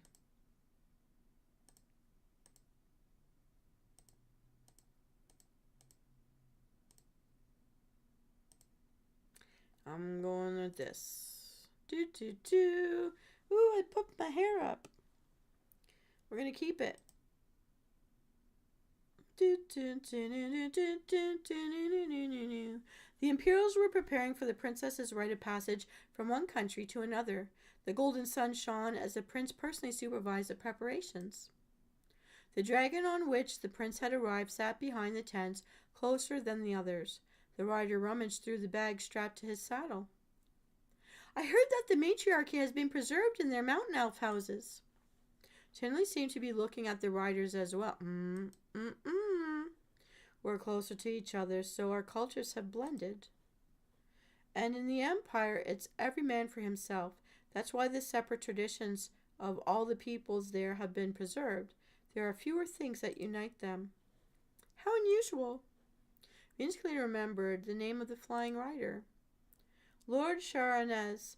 Mountain elf men aren't always modest or unambitious. Sometimes they make good warriors and strong politicians. But for a mountain elf to become a dragon rider, this is the first time I've heard of such a thing. Ruad preserves different cultures, but the throne is still inherited through the male line. Only because the Emperor's house is a clan of forest elves. Gently twirled a lock of hair around her finger. A man from a matriarchy. This is interesting. Oh, Lady Tennerly, there's never a boring moment with you. If it weren't for his dragon, yes, what a fearsome creature. But we are ladies in waiting of the future empress. We'll have to get used to it. Wait until the ceremony. She's swallowed. I hope I won't be afraid of these monsters forever. Dun, dun, dun, dun, dun. Venus Callida knew that some ceremonies of the Imperial House were closely related to the rites of the Forest Elves. The race came from a time when empire didn't exist. But she had never seen anything like this. 4 people helped tie Aini, 2 men and 2 women. Fanwell, Yono, Erluthar, daughter Verdal, my forest accepts you. The princess glanced excitedly at the elves from 2 different countries standing around her. She looks great. The wind of its branches will strengthen your spirit. A man slowly walked around the princess with a smoking incense burner in his hands. He carefully handed the incense burner to Venus Callida and retreated. Venus Callida happened to be the closest of the Ashai at the moment. The fragrant smoke of smoldering herbs tickled her nose. I'll take it. Venus Callida accepted it with a bow. Her hands trembled slightly under the weight of the gold. In some cases, the time you have to make a choice is limited. Okay, I'm going to try to hold the burner. She gripped the vessel tighter. She hoped that she would have enough strength to last until the end of the ceremony. Meanwhile, the prince continued. You will not stumble on its ground. One of the elves held a flat bowl with a pile of earth brought specially from the imperial capital. The woman threw a handful at Fanuel's feet, slightly staining the hem of her dress with dust. Then she handed the dish to Ambassador Anloth. Its fire will warm you. I kind of like this. It's kind of sweet. I don't know. An elf stood in front of the princess with a deep bowl in his hands. Flames danced above the bowl. Fanuel held her palms over the fire. The flames licked her skin. The bowl was then given to the second lady in waiting. Tenderly held it. She pressed her lips together tightly, but didn't even think about letting it go. Oh, she's suffering. Its water will wash you and give you strength. Another elf stepped forward, not a forest elf, but a moon elf, of which there were quite a few in the empire. She held a silver bowl filled with water. Fanuel took a long sip from it. Lady Valora then accepted the cup. My forest will give you food. The prince took a wooden bowl from his aides and stepped toward the princess. There were nuts in the bowl. A thought flashed through Venus Callida's mind. I just want to say old traditions. If you eat fresh food and have fresh flowers at a wedding, you're wishing fertility upon the couple. But if you're doing dried object, branches, fake flowers, I'm not sure about where nuts stand and all that because they look like bark. But they are a fruit, right? Anyways, just saying, is he wishing that they do not have children by giving her nuts? Somebody research that, or I'm going to have to workshop that later and come back to you about that one. I'm curious.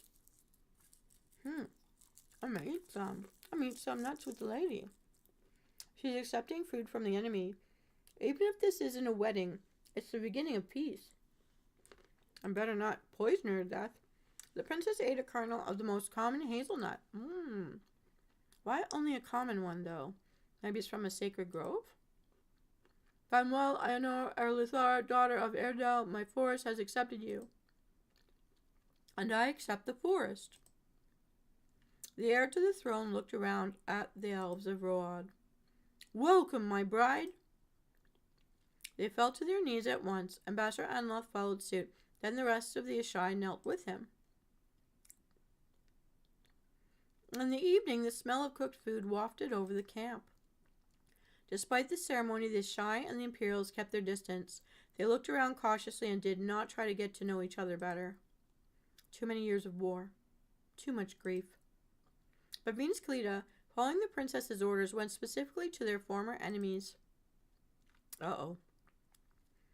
Aini stood by the fire.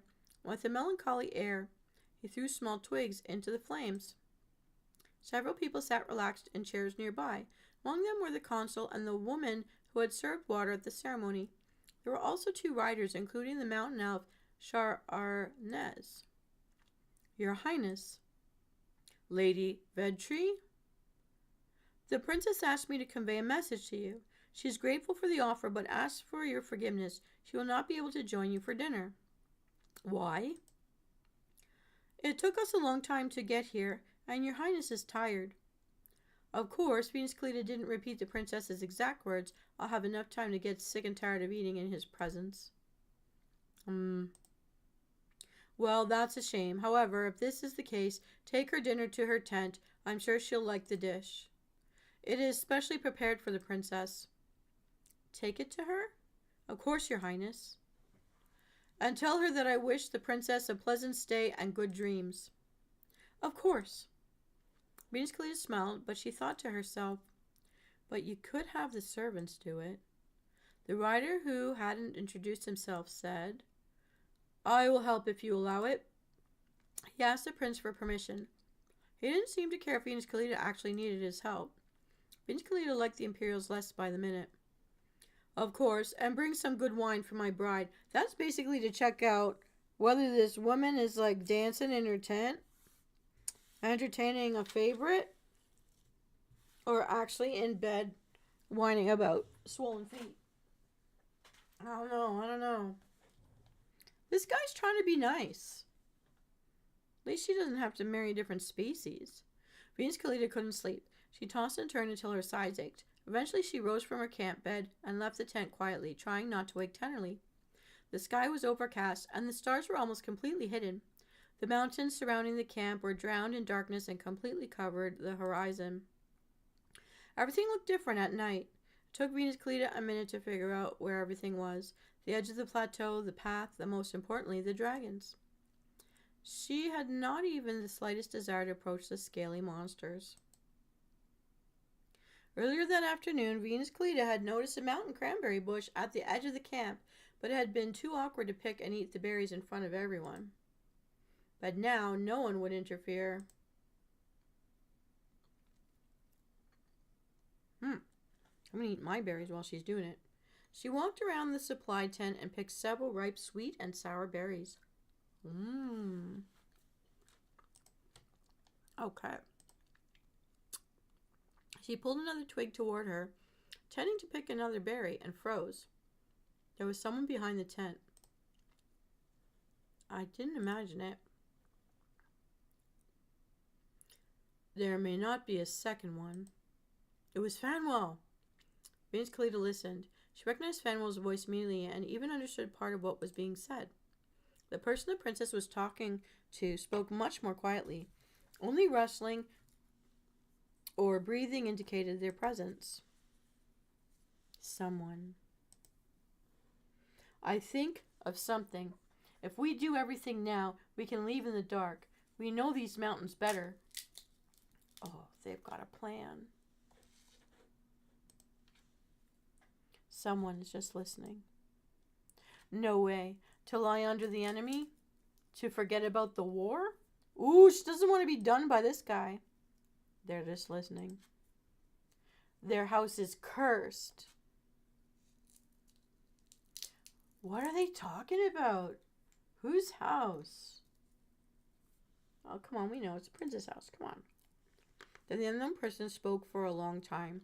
The princess seemed to reply with something, but Venus Callida didn't exactly hear what it was. Then she heard. Exactly. My brother is gentle.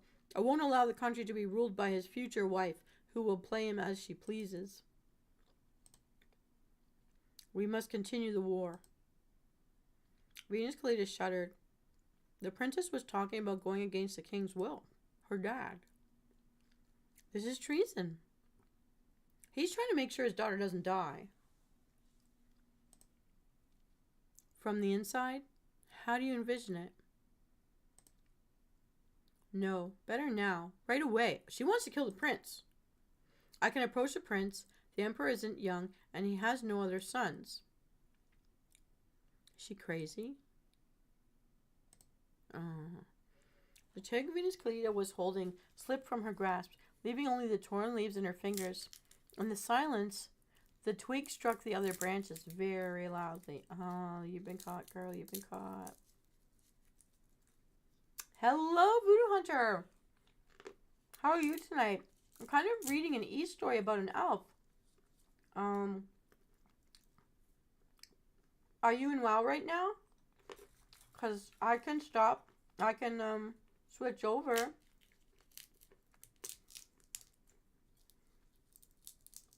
If you want. So this is about an elf. I am a lady in waiting, one of two, sent by the king to protect his daughter who's being put into an arranged marriage with the enemy to stop a war. Except that I just found out by overhearing. Yeah. Okay, I'll finish this chapter of the story. And then when we hit this section chunk, then I will close it for the day. Thank you. We just found out that the princess doesn't want to be done by the enemy's son. She wants to kill him. Because right now he's come out into the forest to meet her and escort her the rest of the way into their kingdom for their wedding.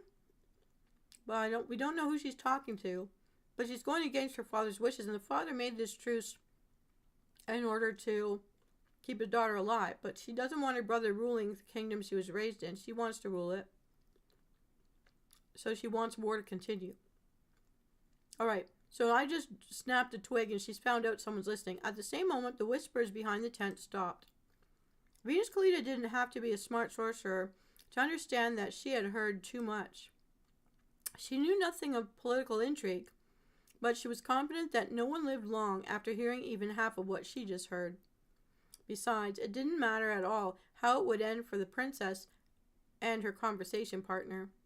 Venus Callida hurried away, trying to move as quietly as possible. A thought flashed through her head. Where? What should I do? Sleep? As long as I don't wake up tenderly. I never left the tent. From behind came the voice of the princess. Caught. Who's there? Hello? Dun, dun, dun. At dawn, a scream woke the camp. Ah! Alert! Elves leaped from their tents. They looked around feverishly, wondering what was going on. They kept their hands on their weapons. What happened? I don't know yet. The princess is missing. What? She's not in the tent, Lord. She ran away. This is an insult. You broke our agreement. The tension grew relentlessly. The Ashai warriors and the Imperials teetered on the brink of battle, glaring at each other with undisguised suspicion. FYI, the other side, called the Empire, has flying dragons, and we do not. Prince Tai appeared, forcing his retinue to disperse. He quickly approached the ambassador. Well, at least nobody assassinated him last night, because that was the plan. Everyone calm down. When was the last time you saw her? Huh?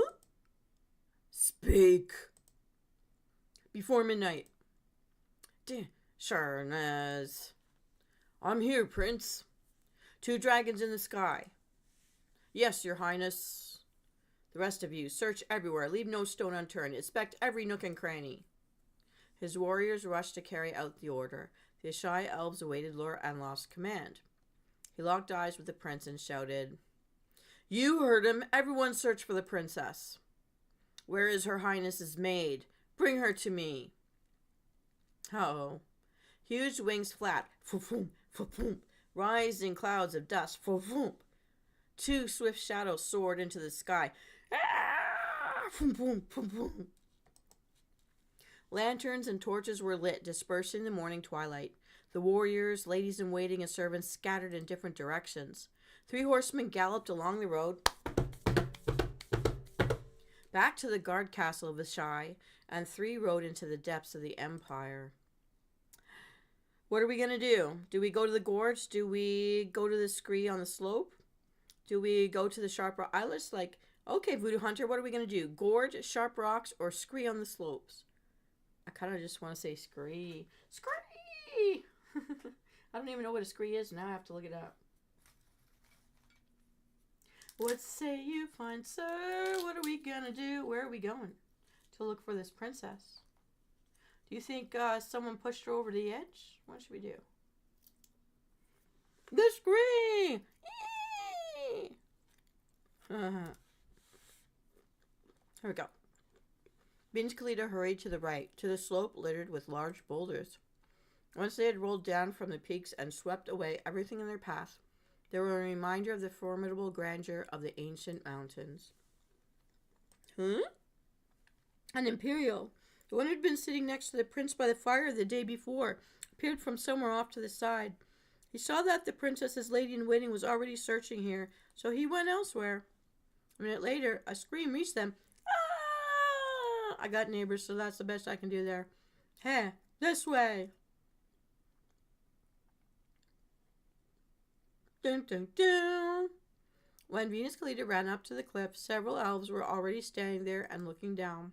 At the bottom of the gorge, oh no. Tenley was as pale as a ghost. She pressed her hands to her mouth and mumbled incoherently. Carefully, so as not to fall, Venus Callida stepped to the very edge. Gods! Okay. I was spoofing it, but she wanted to kill the prince and instead she's dead. Her crown is stuck in the ground over there. Oh, man. Did he find out and kill her for it? I don't know. New warriors appeared at the cliff. Calls for death, the clash of steel, blood on her face, Tenley's hand, slippery stones, and an authoritative voice from behind. A loud, harsh command from the prince. He didn't yell, but everyone still froze. Stop! Split into 2 groups. Behind him, a dragon sat on the stones. Roar! The guttural roar left no doubt that anyone who disobeyed Tai-Ini would die. Tai-Ini. Say that 5 times fast. Lord Sharanaz's gaze was no kinder than his monsters. Swords in sheaths! Ching! The Imperials listened. The shy warriors, ready to die, only clenched their fingers tighter around the hilts. Lord Anloth, must I remind you whose land you are on? Lady Valora. The ambassador and his advisors exchanged glances. Put away your weapons! Several soldiers immediately rushed to bandage the wounded. Those who remained moved closer to their lords. We are on your land, and the princess was killed on your land, Prince. If you are right and the princess was killed... What? Are you implying that this was an accident? What are you insinuating? This is a provocation. Tyaini winced. Stop it if... How's that? The prince's voice rumbled. Lord Anloth! Huh? There was a firm warning in the tone of the Emperor's air. Never interrupt me. The Lord remained silent. If the princess was killed, then raising the issue of trust is nothing short of stupidity. Any direct statement would question the weight of my words or yours. It is an insult and a source of conflict. The peace our rulers have agreed upon is under threat. What are your orders, Prince? It was perfectly clear to all that the Ashai had no chance of winning the battle. There, out in the open, one winged monster could end them all. The gorge is too narrow for a dragon. We will lower ourselves down on ropes and retrieve your niece's body. Lady Valora Amelia, will you accept our aid with this? The elf didn't answer immediately, but her voice sounded confident. Yes, your highness. Next, your ambassador and our council will jointly question those who might have seen something. And one last thing. Everyone is expected to go to Road. Lady Amelia, I hope you and the ladies in waiting have warm clothes. It's cold in the sky. Excuse me, your highness. What made you think that we would agree to this? I'm sorry, Lord, but you're not asking. We are in the Empire and things will be as I say. Are you taking us prisoner? I am inviting you to visit, and no one refuses me. Lord Anloth, if everyone goes home now, the war will continue. You are traveling to Road on a diplomatic mission, so continue it. When the princess was lifted from the bottom of the gorge, tenderly fainted from the sight. Hair matted with dried blood, legs broken and twisted at unnatural angles, a dress torn by the stones. Laura looked at her niece's body with an expressionless face. Tears ran down her cheeks. Then there were long and fruitless conversations, attempts to figure out what had happened. Before midnight, the princess told the guards to leave her alone. The soldiers were surprised, but of course they obeyed. Then dawn came, and they discovered that Fanuel wasn't in her tent. No one had seen Venus Callida go out to pick berries. She did not mention what she had overheard that night. First of all, who would believe her? Second, if she told the wrong person, she'd be the next one they'd pull out of the gorge. Besides, if the prince found out about Fanuel's plans, the peace treaty would be in jeopardy.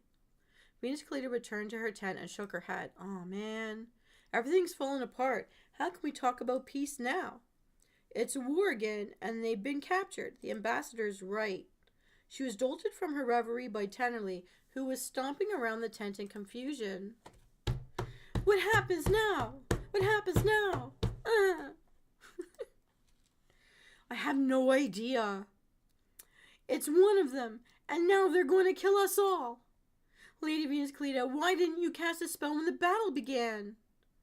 Lady Tennerly? I considered it suicide. If the sword did not cut me to pieces, one of their dragons would surely devour me. There would be no gain in my death. I'm scared. What will the Empire do to us? Probably marry. I don't know. Throw us in prison?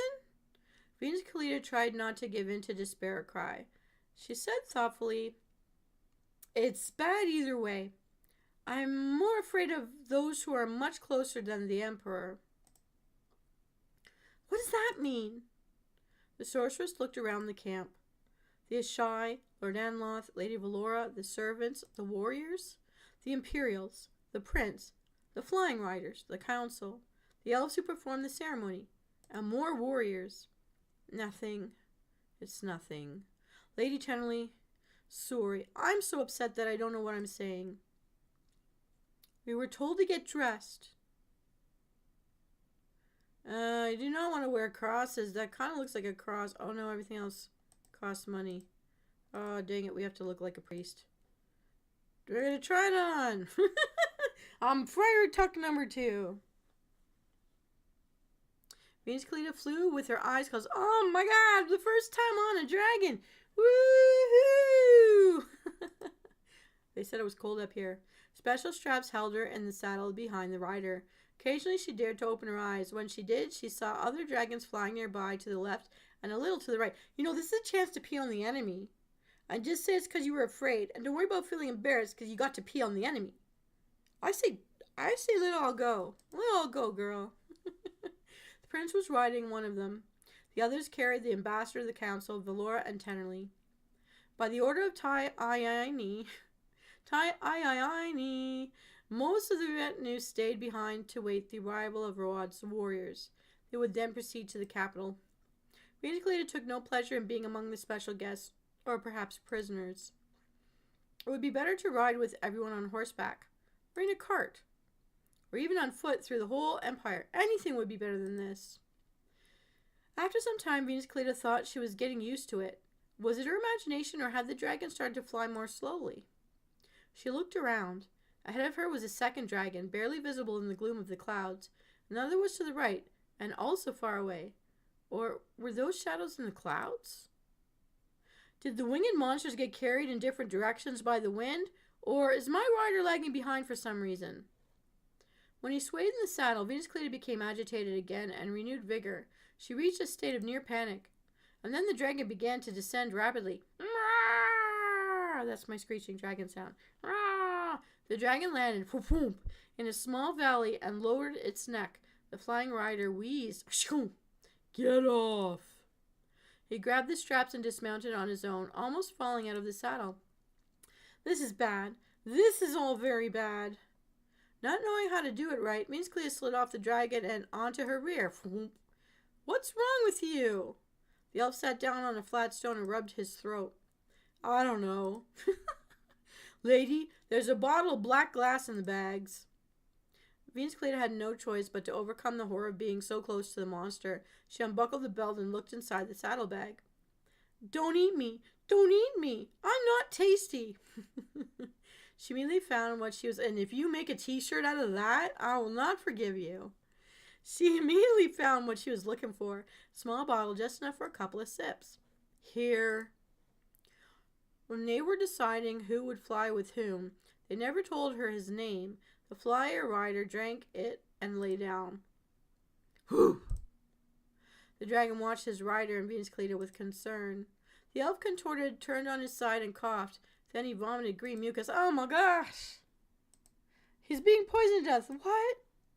Water, water! Venus Callida reached for the bags again. No, is your water poisoned? I don't know, maybe. He couldn't finish and started coughing it. I don't know what his problem is. I didn't cook it. Venus Callida took the leather flask. She poured the water on the ground and looked around. Are there any springs here? Streams? I don't know. This place. Don't you dare die. She ran toward the bushes. Her logic was simple. Maybe they grew there because there was water. I like that. Simple logic. Simple priest dressed. Simple logic. Woo, we found a stream. Yay! She was lucky. There was indeed a thin stream running over the stones. Venus Callida filled the flask halfway, then shook it to rinse out any remaining poison. Then she filled it again, this time to the brim. Who poisoned him? Or maybe it's not poison. What then? The bush rustled from the side. Venus Callida immediately turned around and dropped the flask.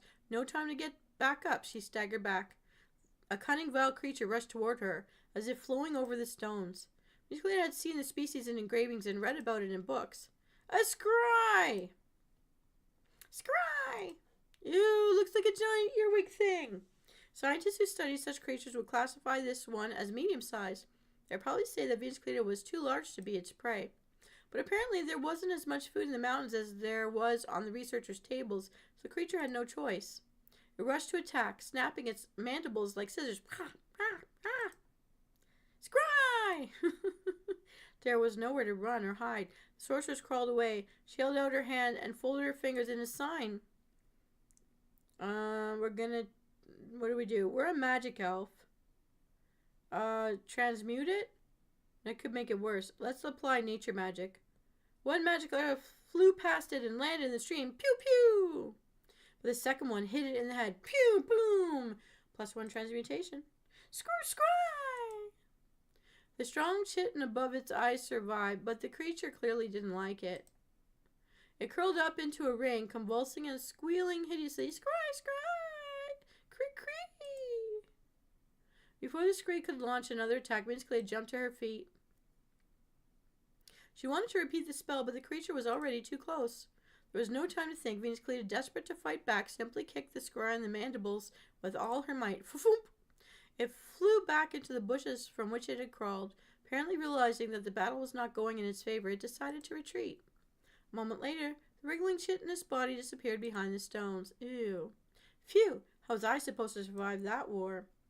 This isn't the time to berate myself. I need to act. After all, I fought back and I managed. I just wish my teeth weren't chattering. She paused for a moment to make sure the oversized centipede had moved on to easier prey. Then she picked up the flask, stumbled, and nearly fell. She rushed back to the rider. He better not be dead. In any other situation, Venus Callida would not care about the life of an Imperial. She would let him die. Oh, by the way, so she was a baby that was only 6 months old, and her parents were killed by the Imperial soldiers, and she was taken in as a ward of the state. So, by the king. So she's loyal to the king. She would let him die. Okay, so. One more. One less. Who should she pity? Yesterday's enemy? But then, how would she get out of here alone? There could be scries that were much larger and therefore much more dangerous. Besides, they were far from the only creatures who would gladly diversify their boring diet of birds and mountain goats with a young juicy elf. I'm a young juicy elf, and don't make a t-shirt out of that. Ha! The dragon understood or sensed that the rider was in trouble. He bared his teeth and didn't take his eyes off Venus Callida. Try not to pay attention to him. Venus Callida leaned over the elf. Are you alive? Hey! He opened his eyes and wheezed. This is bad. Help me take off my jacket. Oh. It seems pointless to ask why. He could barely speak. Venus Callida untied the lacing and undid the small hook and loop. Okay, he was wearing a girdle and couldn't breathe. Come on. The rider's clothing hugged his body tightly and was supposed to protect him from the wind at high altitude. She had to tinker with it for a while. Freed from his jacket, the elf stood and removed his undershirt. What do we do? The rider didn't answer. He glanced at the dragon and grabbed Venus Callida by the neck. Cough! He took Venus Callida by surprise and knocked her down. He collapsed on top of her and squeezed his fingers around. He's trying to kill me? Venus Callida twitched just like the scree had done not long ago. She kicked and tried to push the rider away. Though he was poisoned, he was much stronger. Venus Callida gasped. She reached for a stone and threw it at the elf. It didn't hit his head, only his shoulder. He growled and clenched his fingers tighter. Cloudy circles swam before her eyes. She hit him a few more times, or maybe she just tried to. That's funny, but probably accurate. The pain in her throat was blinding, and the back of her head ached. Venus Callida weakened quickly, barely able to resist. Pulsating black and red veil covered the elf's features. As he leaned over Venus Callida, she saw his face was distorted with rage. He thinks I tried to kill him? I only gave him what he asked for. Oh, eyes up here. Oh no! So my princess is dead. She wanted to kill the prince, but he's still alive. We don't know who she was planning it with, but it never followed through. So we don't know if the prince even knows. He's trying to bring everybody back to his castle to try to still follow through with a peace treaty with the king, who still has a son to be his heir.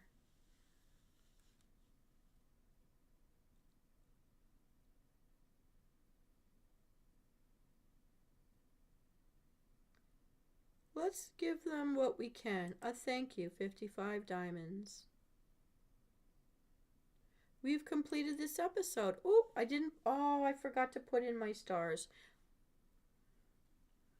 So in the end, we have a +3 Raven, which means we are wild and free. +1 in nature, +2 summoning, +2 transmutation. And we have... Oh, they gave us some diamonds as a gift for spending our diamonds. We have completed the chapter. I think that was an interesting story, and I really liked it. I want to give it a rating. I forgot to give it a rating. So you have to pay to do more, or I don't know. Or maybe we could go back in another day. But that was the Thunderstorms saga when lifted into the sky and then dragged underground. Venus Callida, the elf, the nature elf. So Voodoo Hunter, are you still out there right now? Let's do this. I'm going to blank out the monitor. I'm just going to come up here and talk for a minute. So I think that ends tonight's episode of Tuck In and Chill. I think that my viewers are off to bed and or playing WoW right now. So I'm going to cut the feed. I'm going to head in. I'm going to play some WoW. I know usually you guys would watch me play, but tonight this is a Tuck In and Chill kind of a night.